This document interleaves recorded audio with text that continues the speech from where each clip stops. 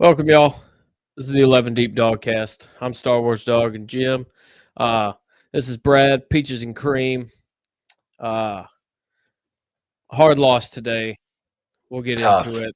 Yeah, we'll get into it. Let's roll the intro.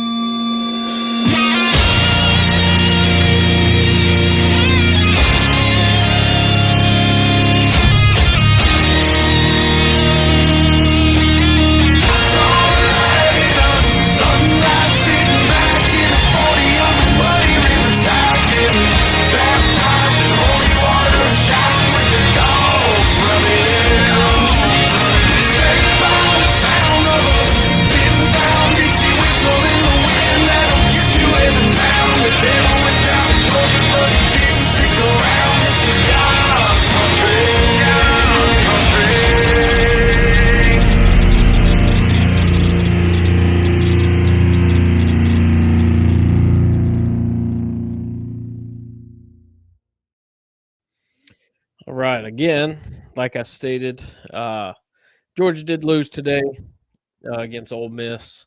Number 3 is not going to stand very long. I don't know how we all felt about being moved to number 3 with the official playoffs rankings, but yeah, we got the loss today. They tore us up 28-10.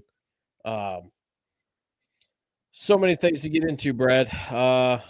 I guess what's Georgia's problem? And I know that's a broad question, but Left tackle. Yeah, I believe I think that's where it starts, and then the parasitic nuance that this is then goes into quarterback play. But right, and left tackle. Mm-hmm. And to Beck's credit today, he was not the sole reason why we lost. I don't think not even responsible actually. No, but he certainly didn't put us in a position to win either. So it was very well, that's I think that's a hard thing to put on Carson Beck, because week after week we've been complaining about him throwing interceptions and not taking care of the ball, and missing his receivers downfield. And then today he plays a mediocre behind the line of scrimmage screen game, short passes, and now we're complaining about that. So let's also acknowledge that it was a very wet and rainy game, and that has an effect which didn't bode super well for us. Obviously having ETN back and the way he started the game was fantastic. But boy, what a stark difference. When we first took the field on defense, we were sack, interception, and then we went and capitalized on it. Right. Like, bro, if that could have kept up and we had momentum, but to Ole Miss's crowd's credit, they never wavered. We didn't shut them up with that. They came right back out on offense with a backup quarterback, and they came down. They methodically wove that ball down the field on us. 12 yards at a time. Yeah. Double digits each play. I mean, dude, it was they didn't even try to run the ball. No. Why should they? And any time they did, to our defensive credit, we did stuff it. But yeah, man, it was crazy. Let's see who we got in here. Codename Slurper. What's going on, buddy? Yeah, rough game. Offense was terrible. You're absolutely right. We got old Mama Dog. I don't think that. I mean, it was, the points say it was, but Carson Beck did exactly what we asked him to do. We can get into the 19 drop passes today if we want to. Yeah, we shall. I mean, so we got old Mama Dog in here. We got. I think it'll DGD. DGD. What's up, Rob?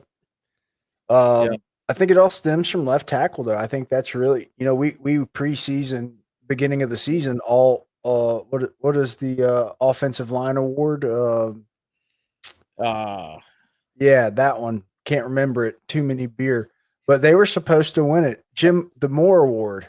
The Joe Moore Award. Joe Moore Award. There we go. Mm-hmm. Yeah, this offensive line ain't it.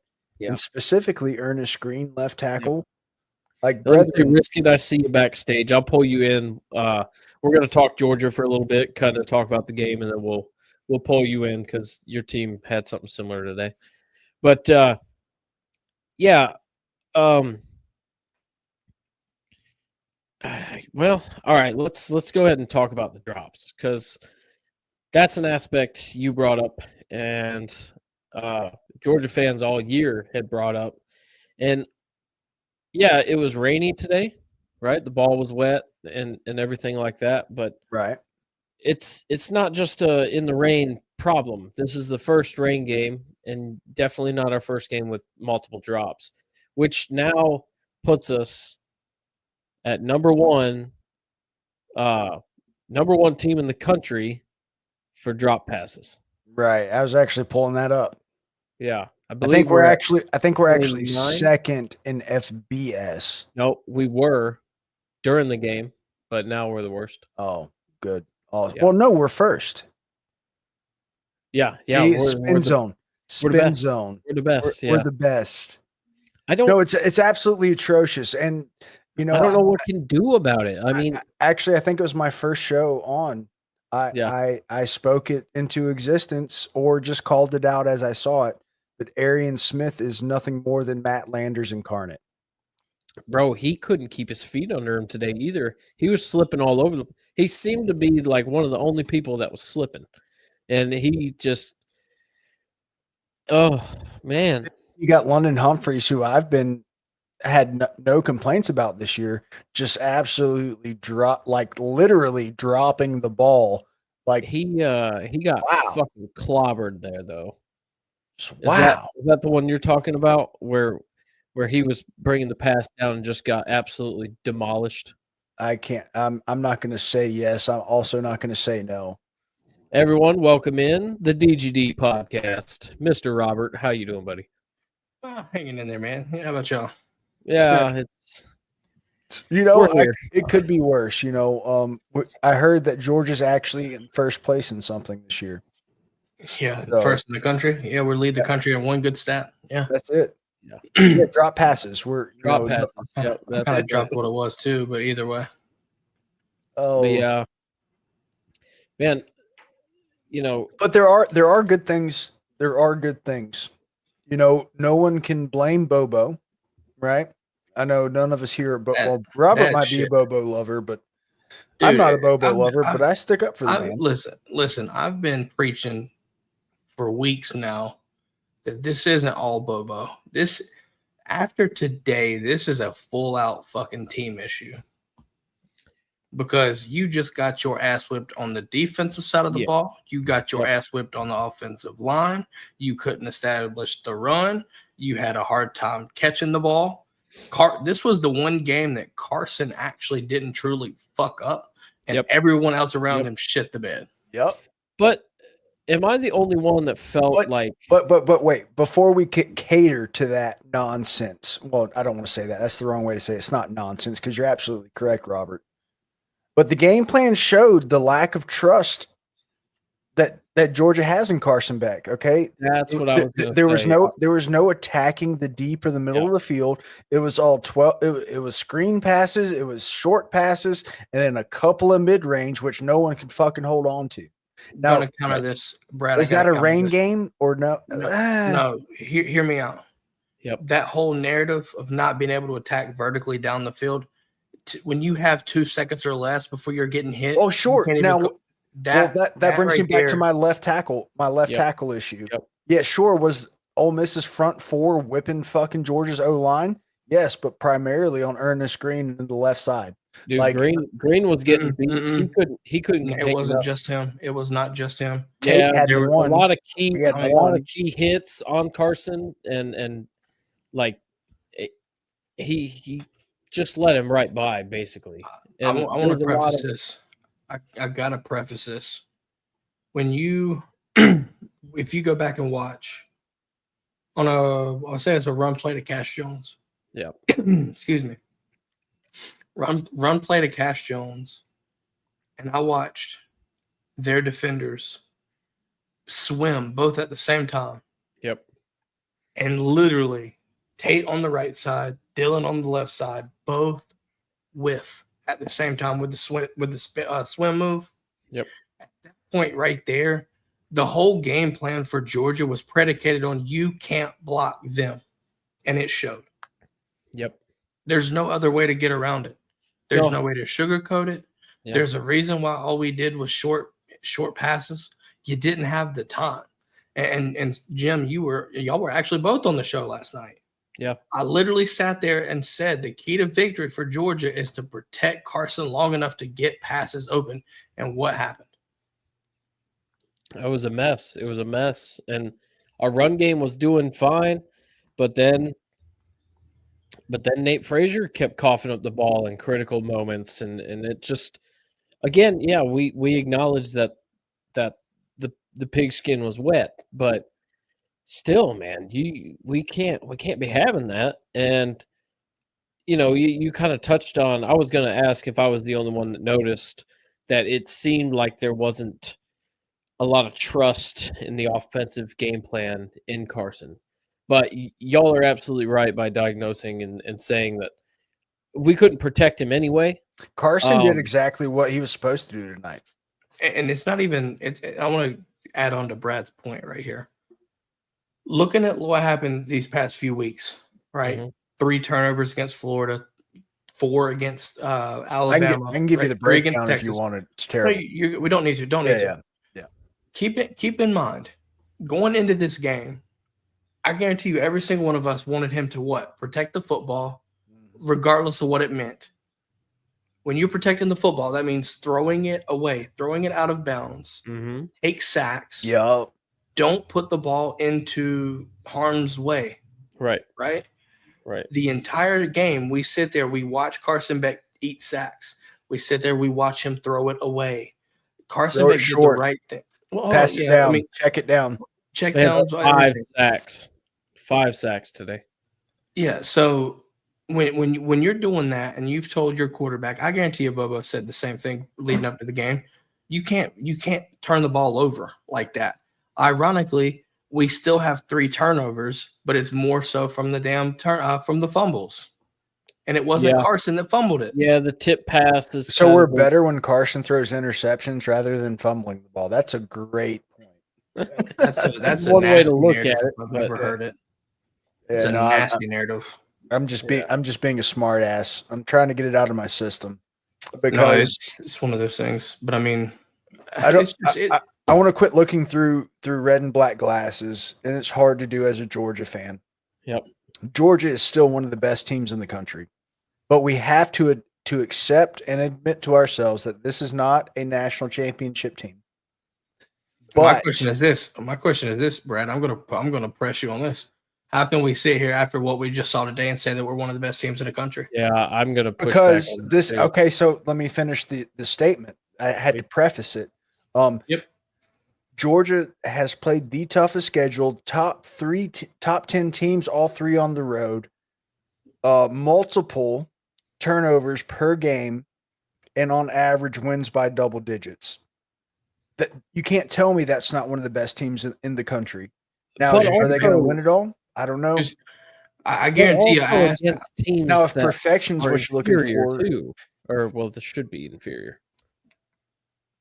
Yes.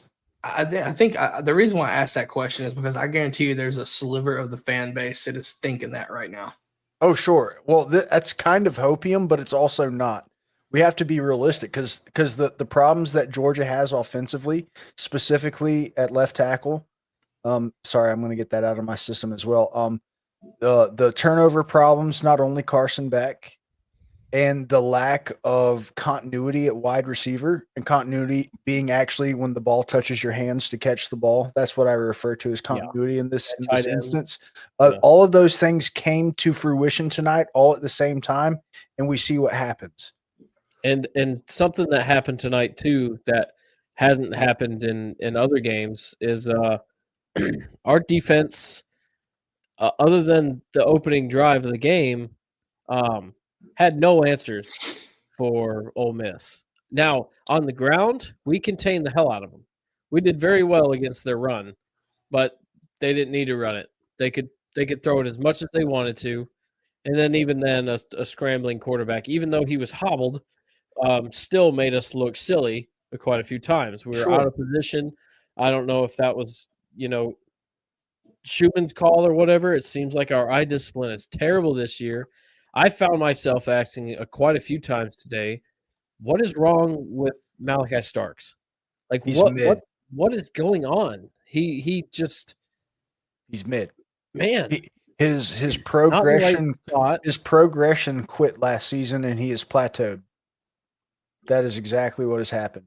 He went down to star. He showed a little bit of highlight. You got I got to watch tape on it all. So I'm not a certified ball knower or anything like that. But his progression has obviously stopped. He's plateaued. He hasn't got worse. He's played a couple of bad games this year, specifically Mississippi State. But he did fine. Sure, was he out of position on Ole Miss, who probably out-schemed Glenn Schumann? Yes. Yes, he was. Yeah. How many missed tackles were there tonight? Like 4? I mean, I don't even know where you could find that, but I feel like it was more. I think one play we had 3 missed tackles, and then we finally got to him. And there was one where Dan Jackson just like completely missed by 4 feet. Yeah, that was. And then that's very un-Dan Jackson. Then Julio Humphrey missed one. He tried to shoulder the running back and missed by like 4 feet. I mean, sure, if you count those as missed tackles, I guess. But man, as far as like putting pads on them and letting them escape, that shit never. It happens every game, but it wasn't bad. Georgia got out schemed. I felt Georgia usually doesn't get out schemed; they get outplayed, and the defensive line from Ole Miss outplayed Georgia's offensive line. I felt a lack of physicality too in the tackling department, and I've kind of been feeling this all year. But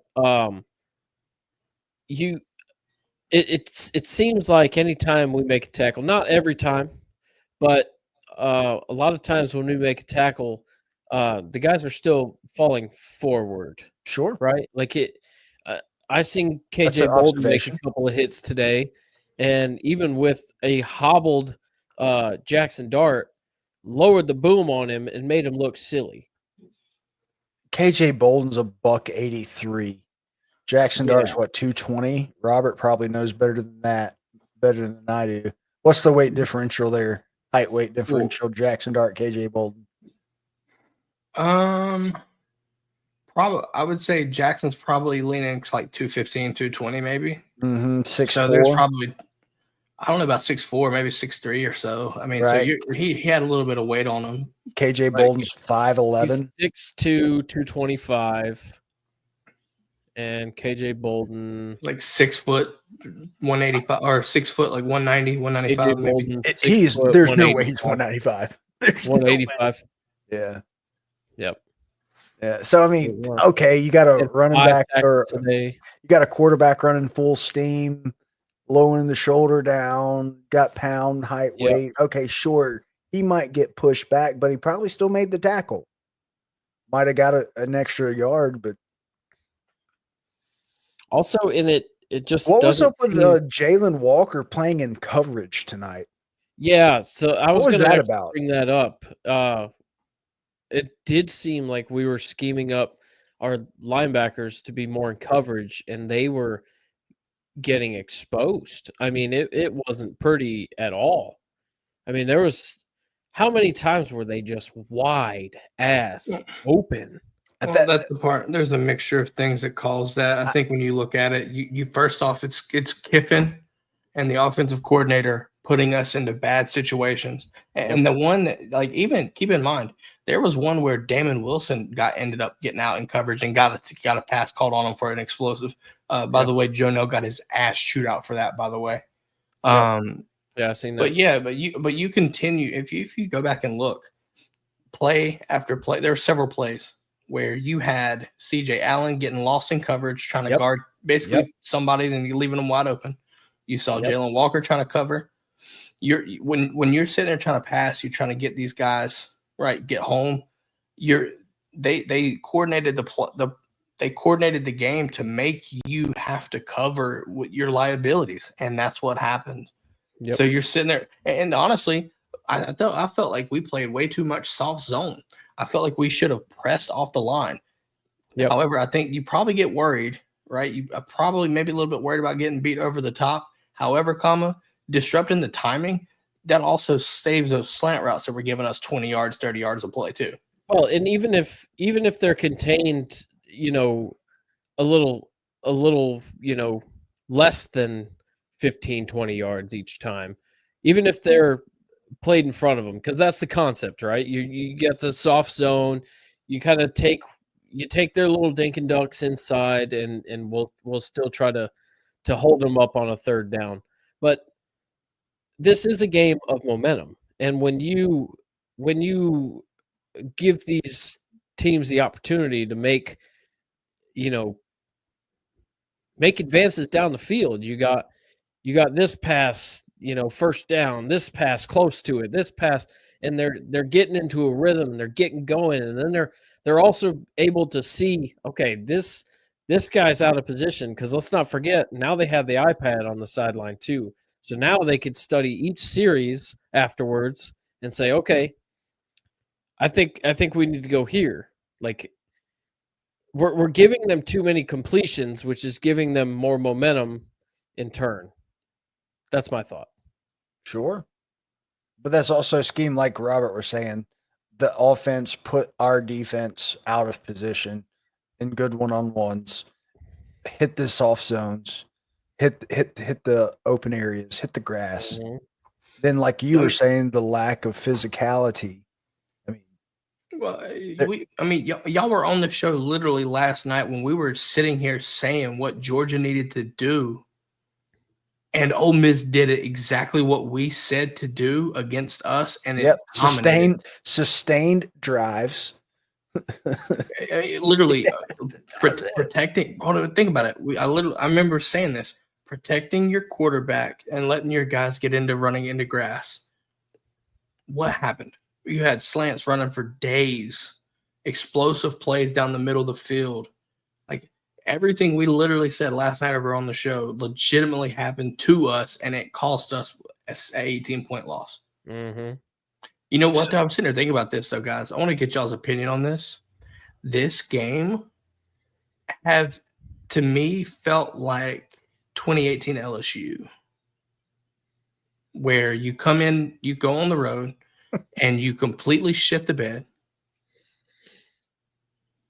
Yeah, very, very similar. This year has had a very similar feel to 2019 Georgia's offense.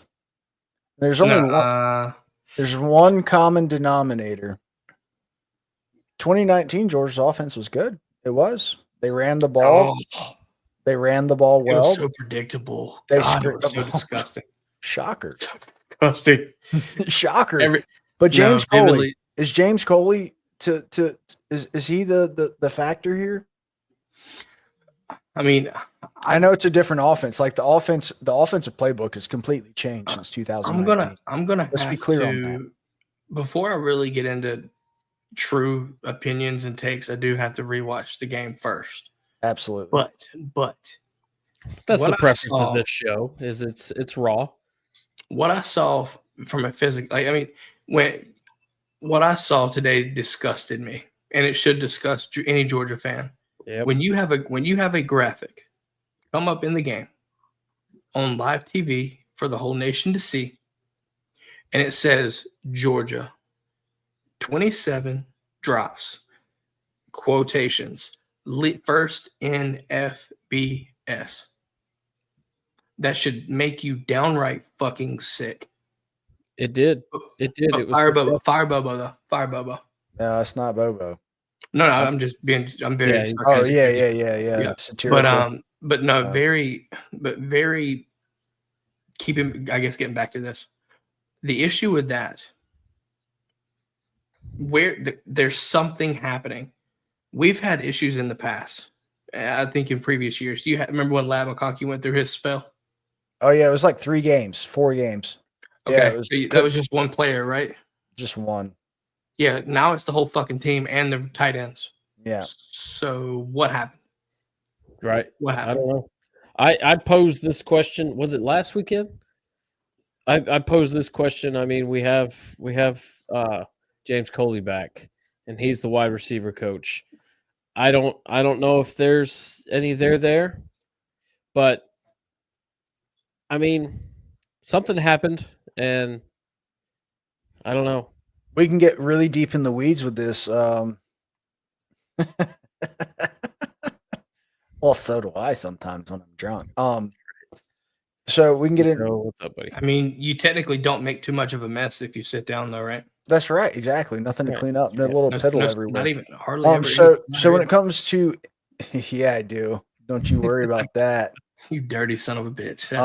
That's just. Well, we do know. Speaking of bathroom talk, Georgia shit the bed today, so there's that.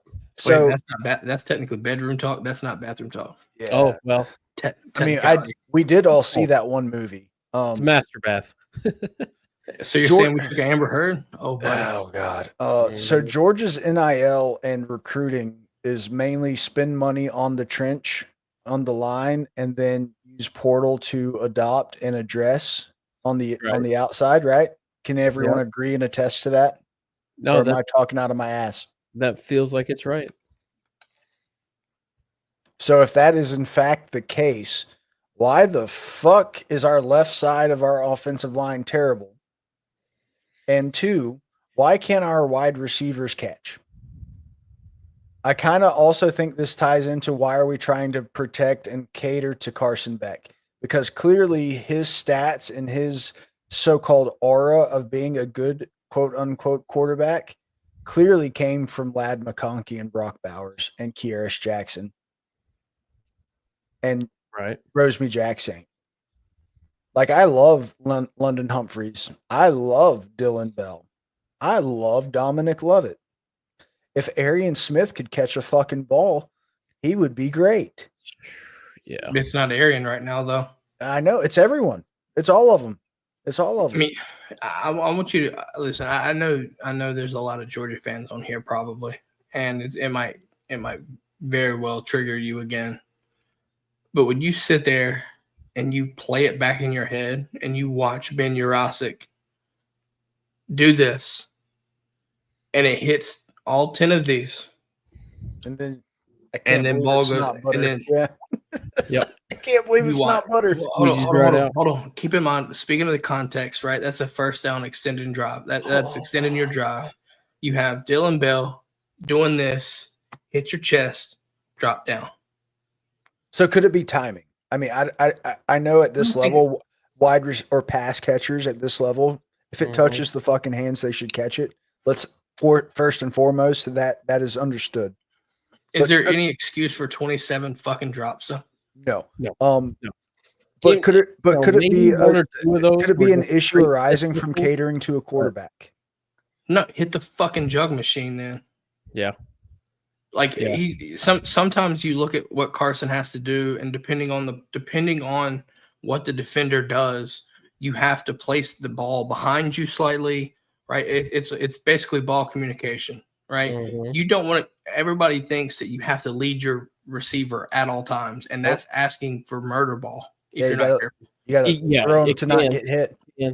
So that has been something, and it wasn't a factor today very much. So not as much at least, but I have noticed quite a few times throughout the other games that not only does Carson make poor decisions a lot, but even when he does, get somebody that could actually catch the ball down the field, he doesn't. It's not in the spot for the guy to keep his momentum up. They usually have to slow down, come back to the ball, adjust to the ball. They're not in the perfect spot. Of Carson Beck's 20 career interceptions, that's last season and this season combined, Mm-hmm. less than half of them are bad decisions. I mean, I would say 7 of them are bad decisions. The other ones are tipped balls, miscommunications at the line, just whatever. I wouldn't even say it's great plays by defenders. I mean, you've had situations where there's been several that's hit off of hands into the air, passes been deflected up in the air. Yeah, tip ball drill. Yeah. But at the same time, you really look at Florida as the unexcusable picks for the most part, right? Mm-hmm. Right. I mean, but that at the one same in Texas time, was a great play by the safety or the corner, whatever it was. No, I mean, it was an athletic. It was a very athletic play for sure. But I've got a guy reporting he was at the game himself. I'm going to bring him in. We got Sundowners Club. Sean, what's going on, buddy? What's going on, buddy? Tired. Ditto. I've been up since stuck in the rain. 1 and 2, so yeah. It was in the rain all day. Bless you. Yeah. I mean, I say that we were in the Grove under like a tent, but it was a miserable day. You just do the tailgate, or did you go in to the stadium too? No, I was at the game. We walked out when it was 22-10. I think it felt worse than that. Oh, sure. It looked worse than that. Yeah. Yeah.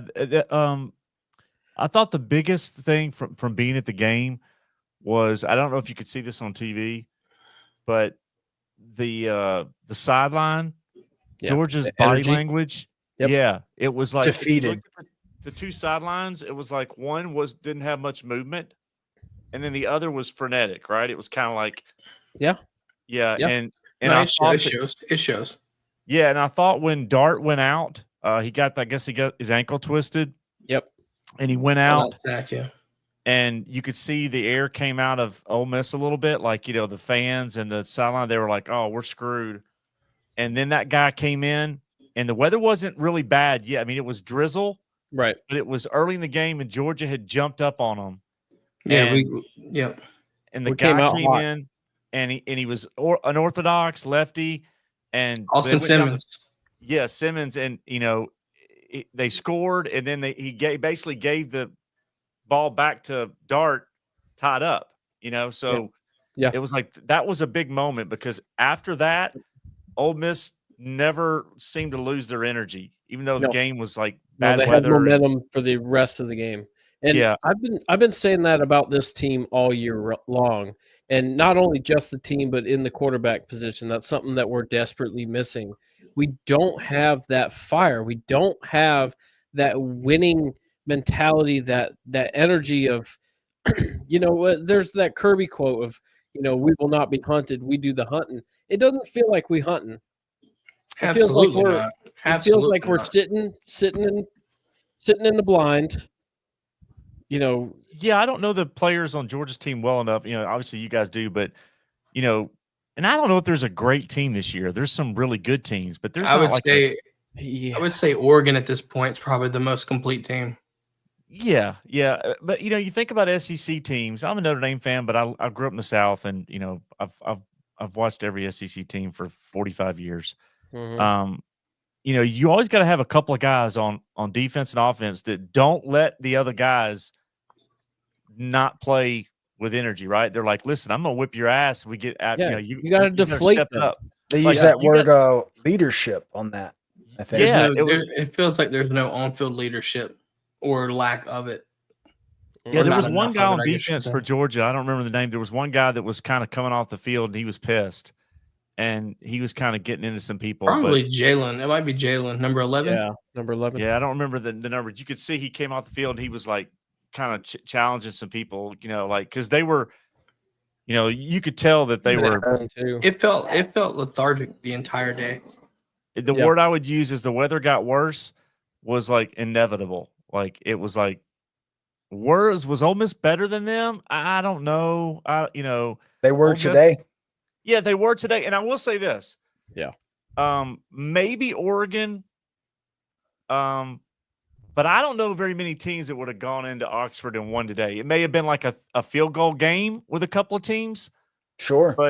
But I don't know. I mean, Alabama would. Alabama would not have won that game today at Ole Miss. No way. No, Not this agree. Alabama team. They would not have won it. Oregon, maybe. I haven't watched them enough. Ohio State. Alabama beat the shit out of LSU, though. Good Lord. Oh, my picks were off. I'm a bad picker.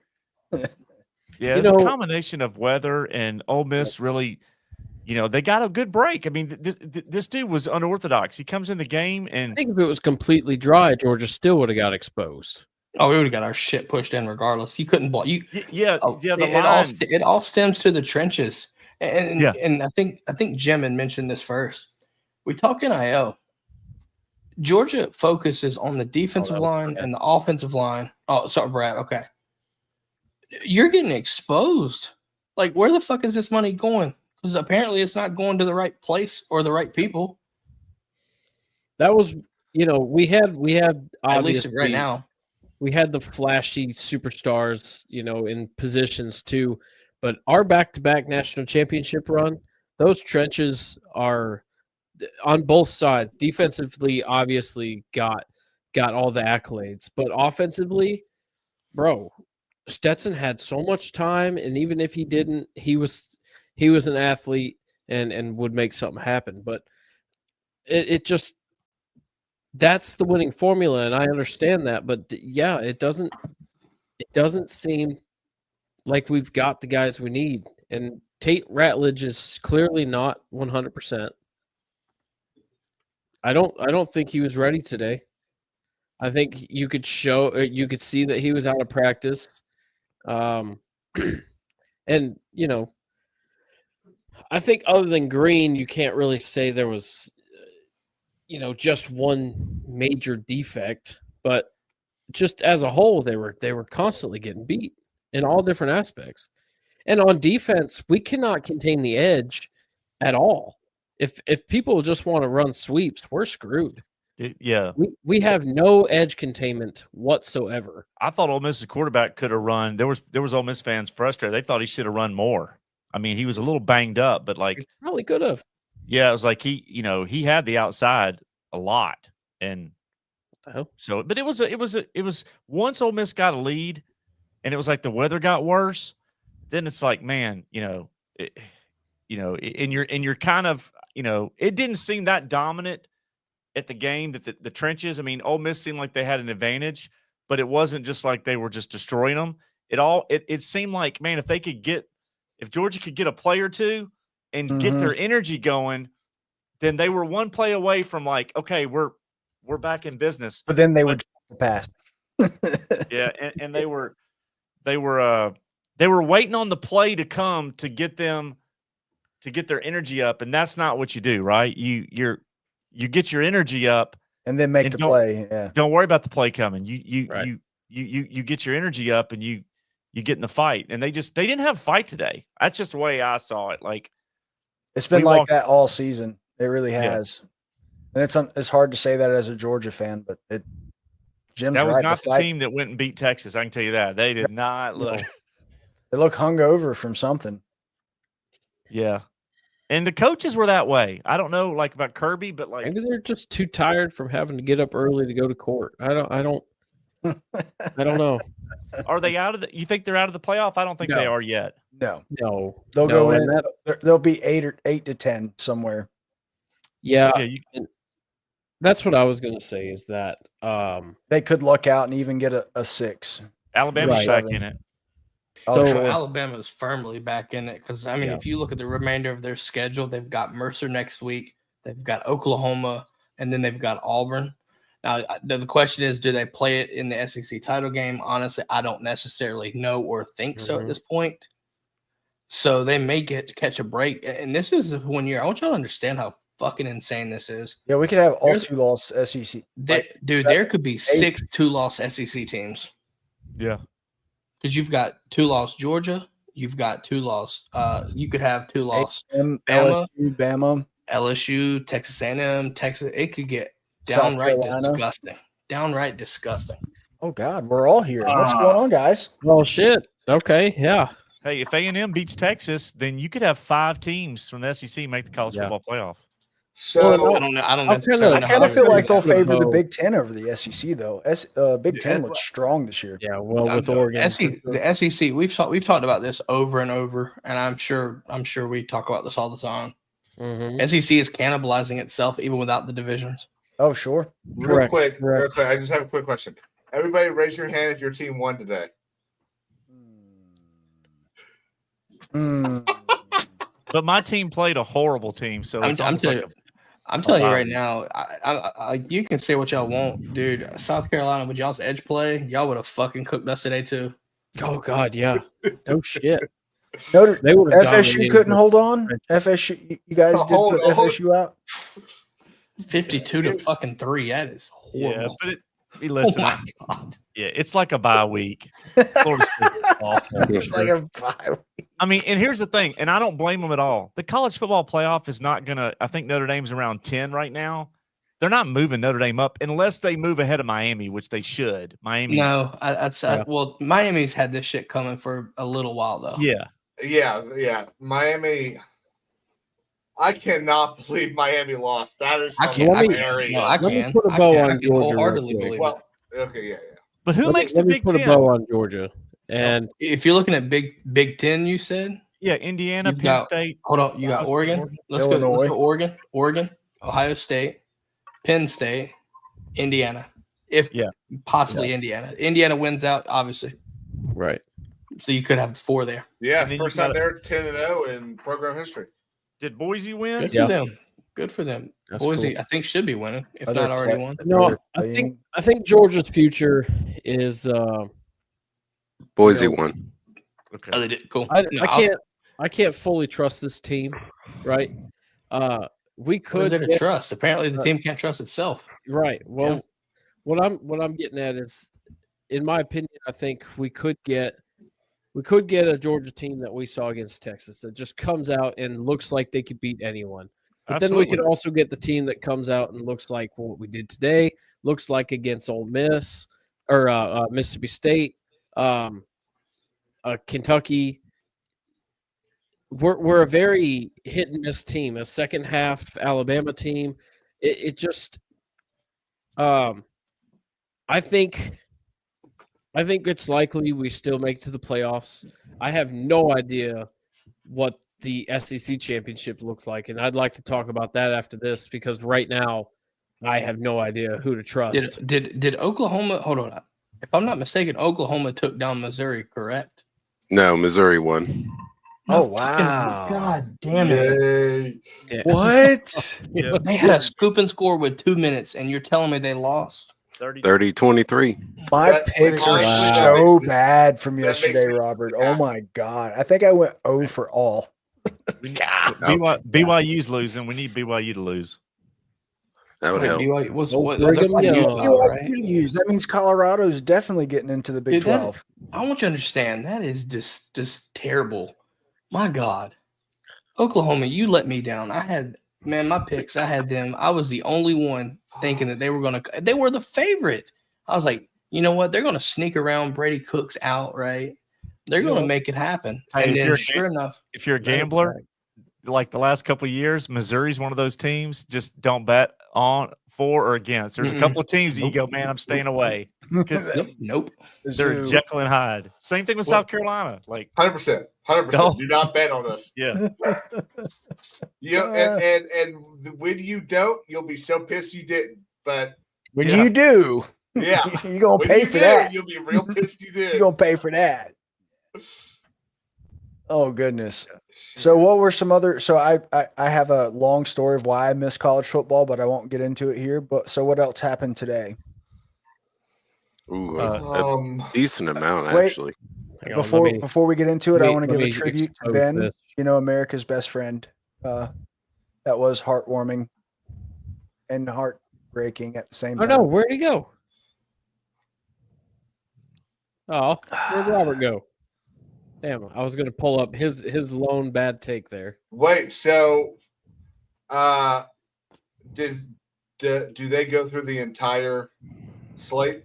Not the entire, but they pick out like key games that they. Do they pick our game? Yep.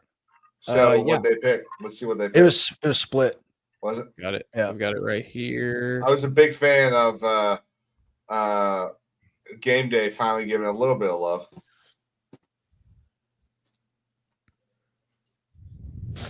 Yeah, the rankings are gonna. I don't guess rankings really matter till like week after next. I think is when they actually really matter. Yeah. Well, that'd be great. I mean, we go next week. South Carolina wins next week. I think we clear the board. I think I'm not really worried about Wofford, and good buddy. If we beat Missouri, I say if. I don't think Missouri's that great, but Missouri seems to have had our number the last 5 years. So take those two, go into Clemson, and ruin their day. Go was 9-3 on the season. I think South Carolina walks out of Clemson. Walks out of Memorial Stadium 9-3 on the season, having ruined A&M and Missouri and Clemson. How did Clemson fare against Virginia Tech today? They won. They won by 10, 24-14, I think. As a Notre Dame fan, do you think you guys get a fair shot not having to play in a conference, Mr. Sundowners? We get a better than fair shot. Yeah, absolutely. They have avoided going into a conference not because of arrogance, but because they had the TV contract TV deal, for the last 20 years, Yeah. $60 million, whatever. It's getting to the point where the being in the conference is going to surpass that TV revenue, and I think they'll join the Big Ten, even though the Big Ten has too many teams. But they're holding out. They have an open spot for Notre Dame when Notre Dame's ready to go, and there's too many rivalries. It would be like saying, pick an SEC team that might be doing something with another conference, but they got all these rivalries for the last 100 years. Yeah. So I think inevitably they'll, in the next 2 years, they'll you don't think there's anything to their other sports being in the ACC? Listen, the other sports don't matter at Notre Dame. Well, they would do pretty decent in the ACC. I would. Hey, lacrosse is a real thing. Yeah, but the ACC is about to get busted. You're going to have a couple teams bolting out the next 3-4 years. Themselves. I mean, it's going to be like the Big 12. I mean, the Big 12 and the ACC have problems moving forward. They've got to figure out their brand because they're getting their asses kicked from a revenue standpoint by the Big 10 and the SEC. You don't have to be so here's the thing level, but they're not even close right now. With that sentence, here's the thing. I think that's a dumb sentence. Okay, and I'm not trying to like insult you or anything, Sundowners, but you've got saying that the Big 12 is getting its ass kicked by the SEC. Okay, but it's not competition. Like the Big 12 doesn't need to make $1 billion a year. As long as they're making enough to keep the conference going, who gives a shit? When you talk about how much revenue each school is pulling in, but you know what I mean. So the one of the big perks about being in the SEC is always at the end of the year we get that 1/16 check from all the revenue, all the TV deals, the tax credit, all that stuff. And that probably funds, let's say, 60 to 70% of the athletic department. Right. So but we are big schools. Go to the Big 12. Okay. Those schools are not at the same height. Their athletic departments don't cost the same. So they don't need as much money as the SEC makes. See, but that could be not misconstrued, but could be extrapolated that you're talking about a major and minor league, because that's actually what it is when it comes to revenue. If you can't compete monetarily and get the facilities and get the players and get the coaches, you'll never when it comes to winning meaningful games. I sort of agree with you now because of NIL, but 2 years ago, I don't think that argument holds water. True. A lot of facilities are done. The majority of the facilities in South Carolina are funded by naming rights. Steve Spurrier spent about $2 million to get the naming rights for the Spurrier what's his wife's name? Ginny, something like that. Jane and Steve Spurrier athletic facility cost Steve $2 million. Yeah, but he's getting some type of kickback from that. Well, he's getting forgiven, is what he's getting. The SEC's about to go up to over 60 million plus per school payout. They're at 51 right now. And the Big Ten is going to be in the 60s, which will put Notre Dame right in the line of fire of going, okay, at this point, we're going to make more by going to the Big Ten than our TV deal. The Big 12 is pulling in 31. Right. Okay. But again, let's rewind 2 years. Let's assume the numbers are probably about the same. And let's look at the Big 12. What is that? UCLA, Oklahoma, Texas. No, that's Pac-12. Yeah, Oklahoma, Texas, West Virginia. Oh, that's right. I had Pac-12 and Big 12 swapped, but I still Pac-12 doesn't exist anymore. You got the Pac-2. But still, like my argument still stands. Okay, the majority of Texas's money did come from their deal with it came from their donors and their Longhorn network. Yeah, which I believe is still active for the next 4 or 5 years. But that's not congruent with every other school. Yeah, no other so school Georgia does not have a Bulldog network. Right. Sure, Georgia gets notoriety because of its winning capabilities. So now it gets more money because it's a contender. Right. So that's more true to the average college football team. Let me be a YouTuber right quick. Everyone watching on Twitter from Brad's stream, hope you're enjoying it. If you can, make your way over to YouTube, and if you want to comment and whatnot, I'll be able to see it over here. Make sure you like and sub too. But speaking of Big 12, before we continue on this, let's look at Colorado going to be in the Big 12 championship. I don't even want to talk about Colorado. Let's go. I don't want to talk about Let's Colorado. Go Buffalo. That's Brigham Young's conference. Never mind Colorado. I didn't say they're going to win it. I said they're going to be there. I have never been this wrong. 12 weeks ago, I sat there and I said, Colorado is winning 3 games this season. Well, we had Wade in here, and that was greatly influential of. Well, yeah, maybe how we see, yeah. Oh my! This can stem into another conversation, though. So let's put our teams aside. Let's put them back to a 55% of our viewpoint. How about NIL actually making college football awesome? Let's talk. Let's actually talk about a game real quick. We don't want to talk about the Commodores choking, okay? I think no, but I mean, surely you want to talk about them choking on some cock. Don't call me sure. No, I don't. God. No, I don't, because seamen do that enough, okay? Talk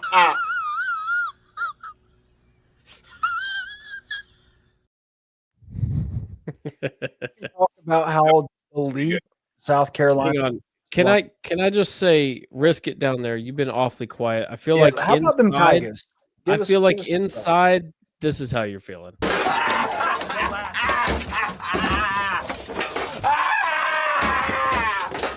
Where are you? I'm in a glass case of emotion.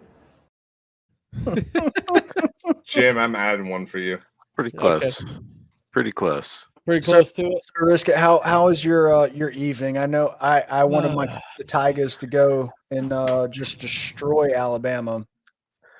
Well, I'm one of the fortunate ones who was on another winning team earlier this week. So, you win some, you lose some. We had a good week earlier. I'll take a loss on the football side. Very well. Very well. What team? What was the other one? Team MAGA. There we go. 45, getting number 47. Well, let's go. We have been unburdened by what has been. Actually, we had some other good news today.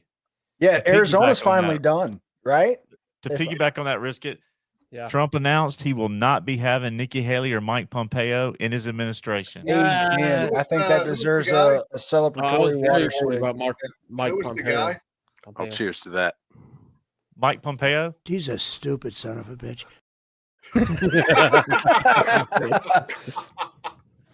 Speaking of, I guess We toasted today's bourbon of choice. It's Wild Turkey, Kentucky Spirits. Oh God, that looks like heartburn. Single barrel. If anyone wants to know how pissed off Jim is, that bottle was full 3 hours ago. Nice. Yesterday it was. What do you got? Woodford. At Woodford. Kentucky Derby edition. Oh yeah. I got a bottle of Woodford. I hadn't touched it. I don't want to get too political, but if Trump doesn't make Tulsi Gabbard Secretary of Defense, I'm going to be very upset. I'm not sure about that yet. I don't know if she's qualified for that. No one should be qualified because our notion of qualification is based on them being politicians. I thought it was going to be Rogers out of Alabama. It very well may be. Very well may be. Yeah, I've heard that too. Yeah, that's what the word. All I know is I want Trey Gowdy as AG. Amen to that.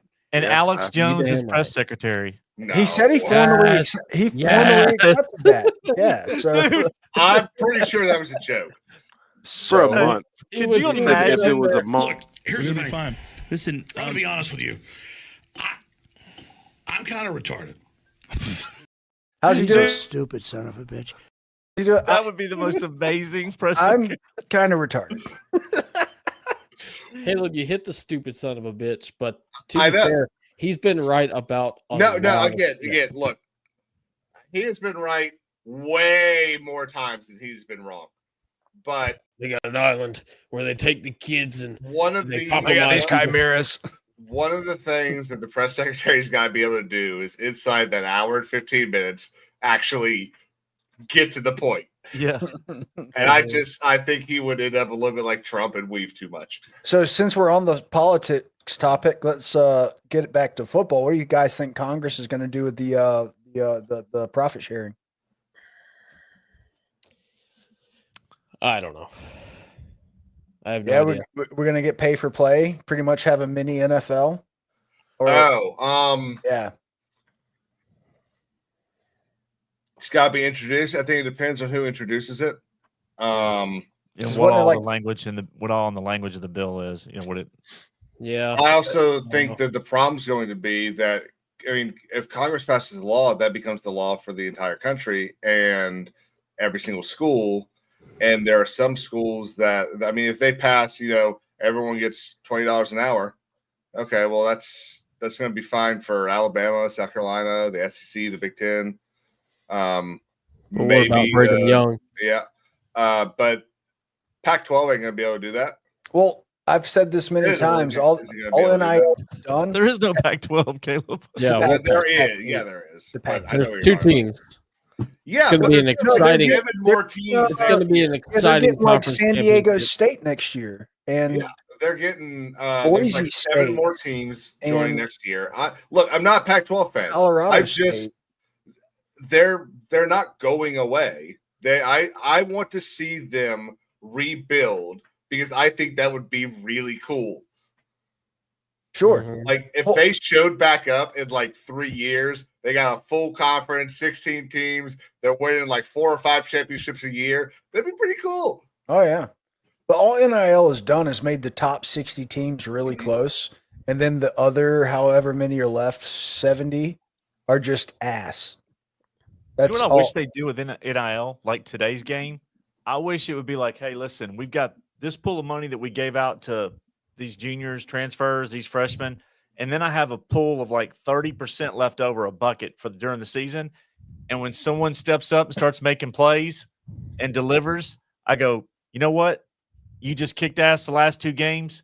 You got you an extra $150,000 with this auto dealership.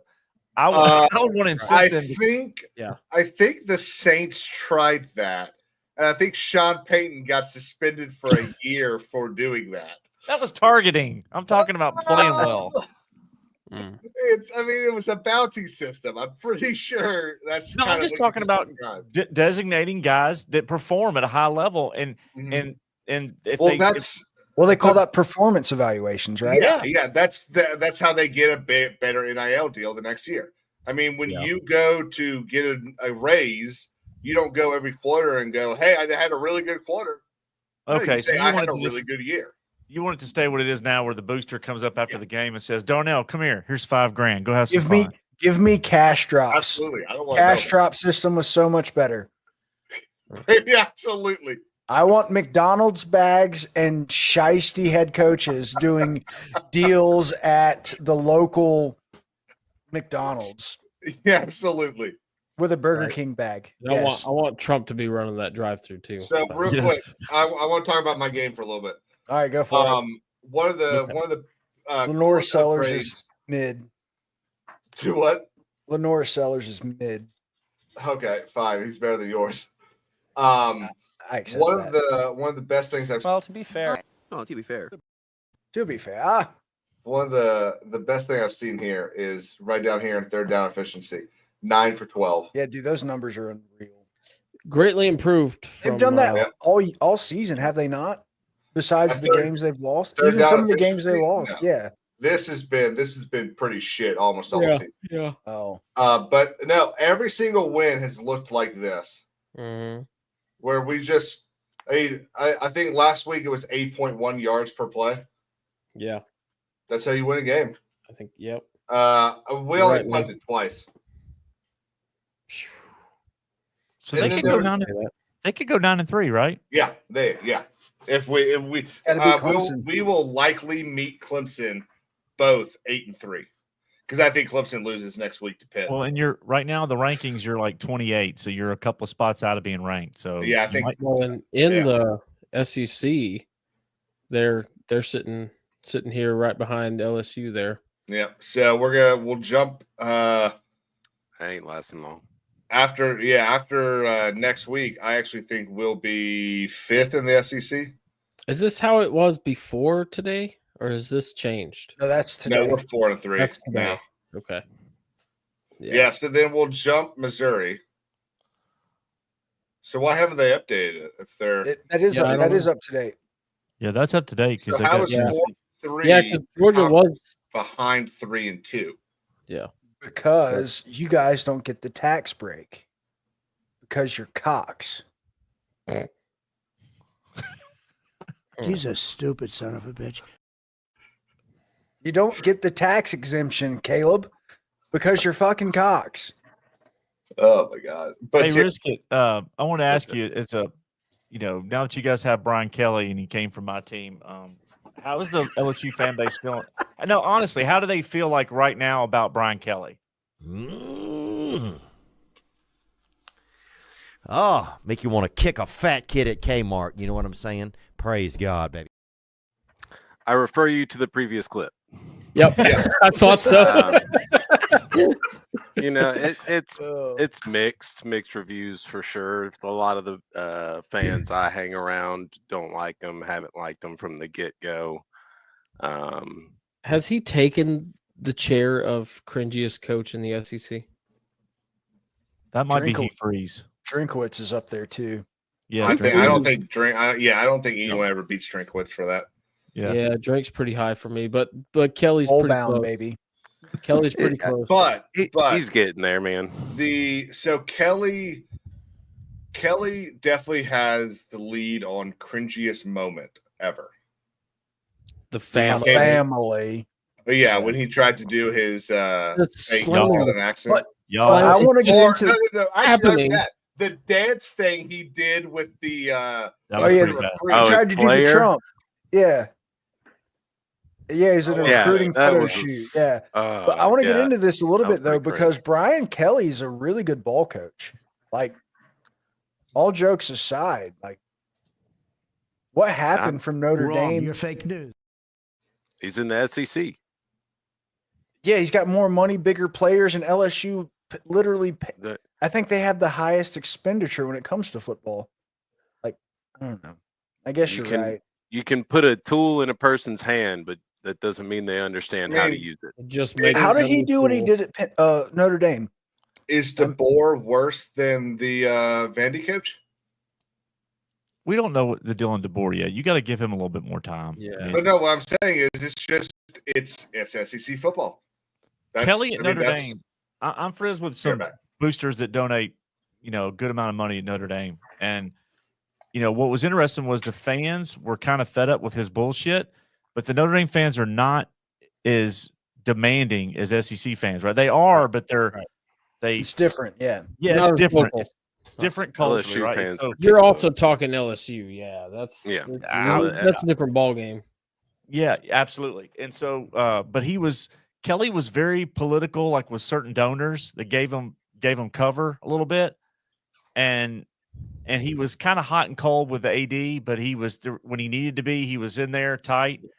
But the fans just got fed up with, not getting us to where we needed to get to, but just being good enough. And then he would interview for these NFL jobs every offseason, and he would leak it out. Yeah, he would leak it out that he was like, hey, you get, and then they just, after 6 or 7 years of that, they got tired of it. But he was in a position where Notre Dame was like, well, he's winning 9-10 games a year, and we're an academic institution. We need to fire a guy for winning 9-10 games. Yes, but it wasn't going to happen. So when he left for LSU, it was like kind of like a blessing. Now, I'm not a huge on our Notre Dame's coach right now. Hiring a guy. I'm glad you knew where I was going. He's never been a head coach before. I don't think we should have done that, but it doesn't mean that Kelly was the right move moving forward. And I think LSU's he better deliver, because they're gonna eat him up. They're gonna be like, look, dude, that this is not gonna work. Like, did he make it to the SEC? He might become the next Florida coach. Do what? Didn't he go SEC championship 2 years in a row? First 2 years? Brian Kelly? Yeah. He went to one, right? He went to one. That's right. Yeah. I mean, he went to the title game in the BCS against Alabama when we had Manti Te'o, and his big spiel afterwards was, "This is good because now we know the gap between us and Alabama, where we need to be." And then he spent the next 3 years just, fucking off, bullshitting. Yeah, like he didn't make any changes, and he's never accountable. They had a practice in a storm, and a kid was on the scaffold filming or something. He got struck by lightning and died, and the dude had to be told by administration to call the parents. He was an ass about that. The kid died because they were having practice out in the damn storm. And he's a good coach in terms of like he's systematically got a good process, but he's not a good guy. And LSU, man, down there, they're going to get to the bottom of, are you a piece of shit or not? Like, he's probably got 2 more seasons. Well, and I was going to pose to risk it. I mean, how much do you miss Coach O? Go Tigers. I mean, I don't know how LSU feels as a whole, but I personally felt like he was the perfect the perfect coach for LSU. He embodied LSU. I mean, yeah, he got a little horn doggish, but Well, and there's always going to be some speculation around some of those details, and the timing, everything, but it is all water under the bridge at this point. Not like we can go back and change anything. In the time, yeah, no doubt he was certainly a appropriate fit and the kind of person we were looking for to follow up and bring us to a championship style team, and he accomplished that. Unfortunately, the LSU fan base does have a high standard, and they expect once you win that championship that you're going to be there the next 5 years in a row, and 6 years in a row. We had to contend against Alabama for so long in the dynasty that they had created with Nick Saban. Did it very well at that. Hey, yeah, exactly. And spoiler, they have years, they give a coach 3-4 years at most, and if he's not in that getting championships, on to the next one. Could be worse. He could be Auburn. I don't know. I think Hugh Freeze is actually going to start cooking. He's been recruiting well. Well, you were off the other night with all your picks. I think you're off again. Like, you win some, you lose some. You got that. You get that on these big jobs like this. But Hugh Freeze is recruiting really well, and Auburn actually offensively is a great team besides the turnovers. He's just like Norvell. He's next year. He's got if he turns it around, they'll be like, look, the previous year sucked, but we're okay now. He's got to bring his guys in. You got to make this year a memory, right? You got to come out next year and kick ass. And if you don't, then they remember this year. If you do, then yes, last year is just last year. What's the difference between he and Norvell is though Norvell's doing it all through portal. And Hugh Freeze is actually he's recruiting Southwest Georgia really hard and the whole entire east side of Alabama. Like he's beating Alabama University for recruits. I have a long history with Hugh Freeze. I've known Hugh Freeze for 23 years. Sure. I don't know if it's like where I live. He coached. This is crazy. I don't know if you guys know this, but he coached girls basketball at Briarcrest High School, which is they let him coach girls.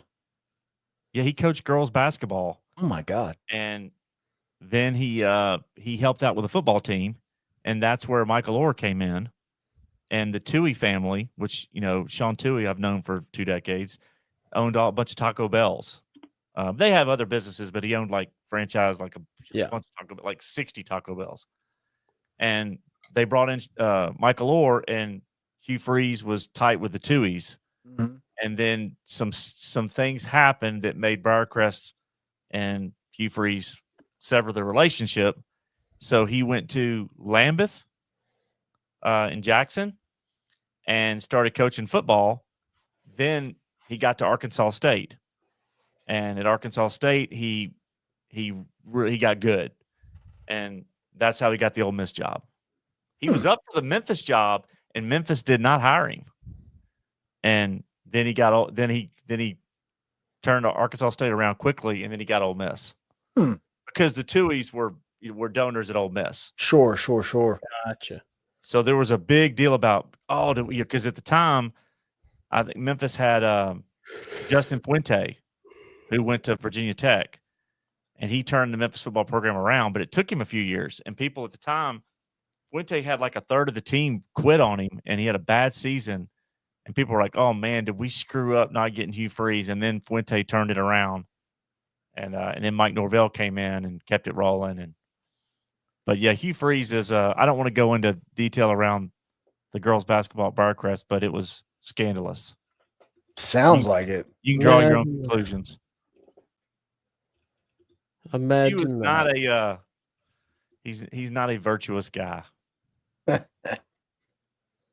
Doesn't sound like it. I'm no judge of anybody what they do, but probably like you guys, I just don't like hypocrites. So when you're spouting that you're something publicly, right, and that's what I don't like. Is like, well, that's why he went. That's why he went to Liberty University to get Did you see him at Liberty when he was in the hospital bed? He was laid on the I was like, dude, what a con man. Yeah. But, no, Brian Kelly though, he can coach. It's just, in the SEC, man, you get the wrong quarterback, you get a couple of wrong position players, and there's nowhere to there's no cover, right? There's no weeks off. I mean, I can speak for our fan base as Georgia fans. We're ready to chomp somebody's head off right now. Yeah, it's just quarterback doesn't play up to where he needs. A couple of guys don't play to their level, and all of a sudden it's like, damn, man, we lost 2 or 3 games that we shouldn't have, and all of a sudden you're staring down, a season that's disappointing. He was hurt. So, yeah, a risk it. I was going to actually go to LSU. I was 3 weeks away from moving down there, and had all my paperwork. This was during the post Tommy Hodson era, and I love Baton Rouge, man. Long time ago, and I was 3 weeks away. And had all the stuff worked out, the academic stuff, and my dad, my dad got sick during my brother's birthday party. His eyes turned yellow, and he went in the hospital for emergency surgery. Found out he had cancer, and I had to stay home till he died. Wow! So it was like my future was LSU, and then it changed like that. Wow! So I stayed home. But isn't that how life goes? Yeah, it's like, man, c'est la vie. Yeah, there's all these paths in life, right? You see all these roads, and the one thing you can't do is you got to take a path, and you can't go, hey man, I wish I took that other path. Well, okay, then take a new path. Mm-hmm. You know, don't think you should have done something differently. You know, make a change. Do something differently now. Mm-hmm. But I've always loved Baton Rouge, man. The best. I mean, what food do you guys like better than Cajun food? What food is better than real, authentic Cajun food? Tacos. Also, what other team decides to do a night game at their venue and wear their away jerseys and allow the other team to wear the home jerseys? Dude, Baton Rouge is crazy. It's crazy. They just do it that way. Yep. That's the red stick for a reason, though. I've seen some of the worst fights. I think I've said this a couple of times to Caleb. I've only not been to 2 SEC stadiums over the years, and I've been to probably 15 or more LSU games, and I've seen the worst fights in Death Valley. Like it. I've seen some bad ones, man. Drunk and like that guy's dead. Yeah, it got real bad when they started selling beer in the stadium. Oh man. Yeah. And there's always that person that like Jim, do you have a link for the I got a guy who wants to come in. He got some shit to talk. Yeah. Thanks, Mama Dog. You take it from the URL up top. Okay. Yep. You do that. It's always that team that like the SEC teams know the deal with Baton Rouge, right? But it's always that non-conference game where some guy shows up and like his gear and starts talking shit to the LSU fan. You're like, dude, you're not gonna make it out of here. Remember when LSU lost to, I think it was like ECU, or no shit, it was Troy, wasn't it? Didn't LSU lost to Troy like in 2016? Sure. Remember that? Yeah, Troy had a few good years. I think it was Ed O's last year. Sounds about right. Yeah. That was around the time of Appalachian State and Troy being good. 2016 was Ed O's last year, right? For being good? No. Well, yeah. No, he won with Joe Burrow. 2019. Yeah. Okay, so 2020 was this last year. Isn't that wild? You win a national championship, the next year you're fired. Yeah, Les Miles left. I mean, add an extra year on there, you've got Menzel, don't you? Gus? Or is that the Auburn coach before him that was there for like 3 years, and his first year he won a national championship? You had Gus Malzahn? No. Yeah. Was it Chiswick? Gene Chiswick. Gene Chiswick. Yep. Yeah, Did he go from Auburn to LSU or vice versa? Vice versa. Yeah, because then he went to North Carolina as a defensive coordinator and absolutely shit the bed. Yeah. Well, that was last 2 years. I was sitting in my one of my best friend's apartments watching the game where Troy beat LSU, and honestly laughing my ass off. He's a huge LSU fan. Well, Mama Dog asked the question, why didn't Georgia have another quarterback? I'm going to make a prediction. There's a guy that decommitted from Notre Dame, that committed to Auburn about a month ago, Deuce Knight, I think is his name, Deuce Knight, from Mississippi. He's a Lamar Jackson type. Mm-hmm. I'll be surprised, maybe not shocked, but like surprised if he sticks with Auburn, because LSU, Georgia, Alabama, they're all not gonna concede that he's going to Auburn, right? Yeah, like, and which we've got Gunner and Jaden Rashada. Yeah, you took Gunner from us. Yeah, Gunner wasted his time at the University of Georgia. He will never see the field. It's going to be Jaden Rashada. Yeah. So the problem is, Mama Dog, is that and maybe not problem, but the bottom line of it is that Kirby will not put anyone else in but Carson. Let's not mistake this either. I don't want to play the favoritism game. This is a money deal. They have millions of dollars invested into Carson Beck. They're not just going to take him out. And I'm sure there's something in a contract somewhere through an agent and a lawyer that he can't come out, barring injury. I am willing to guarantee that, because agents are involved at this point. So that he's got NIL plus all these other endorsements and everything else. He's making milk commercials. He's probably getting something from the University of Miami tapping up that chick from the basketball team. I like to believe Kirby don't play like that, but it ain't Kirby. This is boosters. This is above Kirby. Yeah, but at the end of the day, it's his program. Hopefully, I'm correct, and but his agent. Damn it, I forgot Everett. what I was going to say. Georgia quarterbacks. Georgia this year, regardless of what happens, we could still. There is a chance. So you're telling me there's a chance. We could actually, see the playoffs, and then all it is winning from there. It's possible. Georgia played better against Texas than I'm a Notre Dame fan. Notre Dame has not played like that against anybody this year, and we've had some blowouts. Right, and we had 3 turnovers in that game. Say is that Georgia in that one game showed that they can play to that level. Mm-hmm. It's just, do they want to, or will they? I like my team. My team can't play to that level. We have a lower floor, probably, but a lower ceiling. A higher floor, lower ceiling. Higher floor, lower ceiling. Yeah. We might have a lower floor too, but I do want to pull this up. Semantics. What's the Georgia floor is pretty fucking low.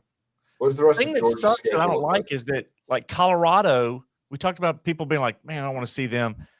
The way they got this playoff, and people are always going to bitch about the college football playoff, but like, absolutely, you got the Big 12. It's either going to be like BYU or Colorado is going to get the 4th spot and get a bye. Mm-hmm. Mm-hmm. And that's that's kind of bullshit. It should be, hey, I saw that. well, essentially, this version of the playoff iteration has made conference championship games irrelevant. Mm-hmm. Like, there should be no strategy at all to try to win your conference. I think that rule is gone next season. But you can't take away the conference championship, right? Because then you lose the luster, right? Right? No, I'm talking about the automatic bye. I think the automatic bye is gone. They got to get rid of that. But but you can't just be punished for losing it. You have to get something for winning it. You win a conference championship. There you go. So you can win a conference championship, not get a bye week? Yeah. Yeah, if you're Colorado and you're up against, Penn State not having a bye, or Georgia, whereas another seed, top 4 seed, gets a bye week without a conference championship, so they get 2 bye weeks. Like, I get the mindset. I will take the number 1 team in the SEC, whoever it is, Georgia, Tennessee, Alabama. I don't give a shit. Texas.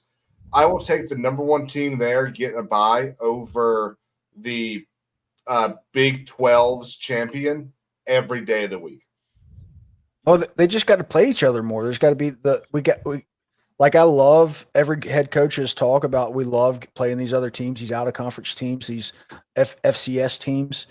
We got to quit that. We got to start getting Pac-12. Each conference should play the other 2 other conferences or 3 other conferences for their non-con games. Yeah. We got. Do you think it'll make a difference having to play an extra game in the college football playoff if you don't get the bye? I think it will. I think it definitely will. Injuries, a week off is huge. Yeah, especially at the end of the season too. Yeah, because top 4 get a bye, and then the other 8 have to play each other. And you don't know which 8 you're playing because of the conference championship. So you don't really get the prep time either. I understand the bye for the conference champion. But if you lose and you're high enough ranked and still could be getting in, like say if it was last year but this year, right? And it was Georgia and Alabama. Georgia would have to turn around and have a playoff game right after that. You know what I mean? Like, that's what you get for losing, but at least you still have a shot. So that's your caveat. So you don't get an extra week. You don't get a bye, but you have a chance. So, and otherwise you wouldn't have. So maybe let's just. But what they could do is give like a 2-week break from the bracket. Conference championship weekend ends, and then conference champions get the seed. I don't think they want to interfere with the Super Bowl. They can't push it back. Yeah, there's a college football does more than NFL now. Why would? Yeah, but the national championship, they're a month apart. The national championship being on a Monday night is so it doesn't interfere with the NFL playoffs. So it's interfering with it now. I mean, well, yeah, but it's already been a concern, and I'm like firmly on the position that we need to not have the college football playoff on a Monday. Like, oh sure, what? Absolutely. Why are we doing that? And if you come at me with it's tradition, you can go fuck yourself with that one. Yeah, I hate the Monday game. Yeah. No, why? No one gets off work the next day. I've got to work the next day, you fucks. Come on. Like, on the games at fucking like 8:30 too. Well, Caleb doesn't. Caleb just wakes up and does a gaming stream. Must be nice. But no, he games during his own game. So I think one avenue to kind of make it more fair, I guess, is more equitable is to just you do your conference championships and you get seeding based off of it, but there's no more bye weeks. Like you got 12 teams. Hang on, Brad. I worked 62 hours last week. Sean, shut your fucking mouth. 62. Go fuck yourself, San Diego.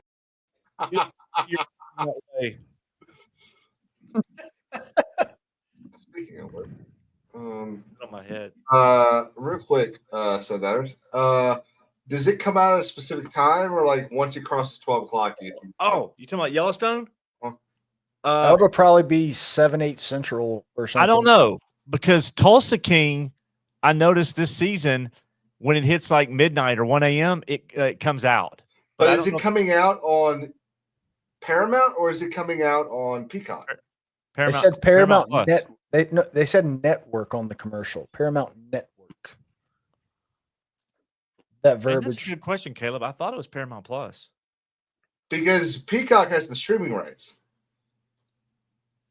Man, I sure hope it's not Peacock. I think it's going to be on live television, like on the Paramount Network on cable. They say fuck on that show. They can't put that on network. I literally have it to record on YouTube television.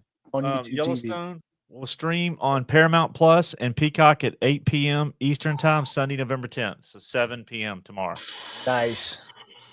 Oh, I have Peacock. I can actually watch it. I'm glad you brought that up because I'm gonna have to do record a video as soon as that's over.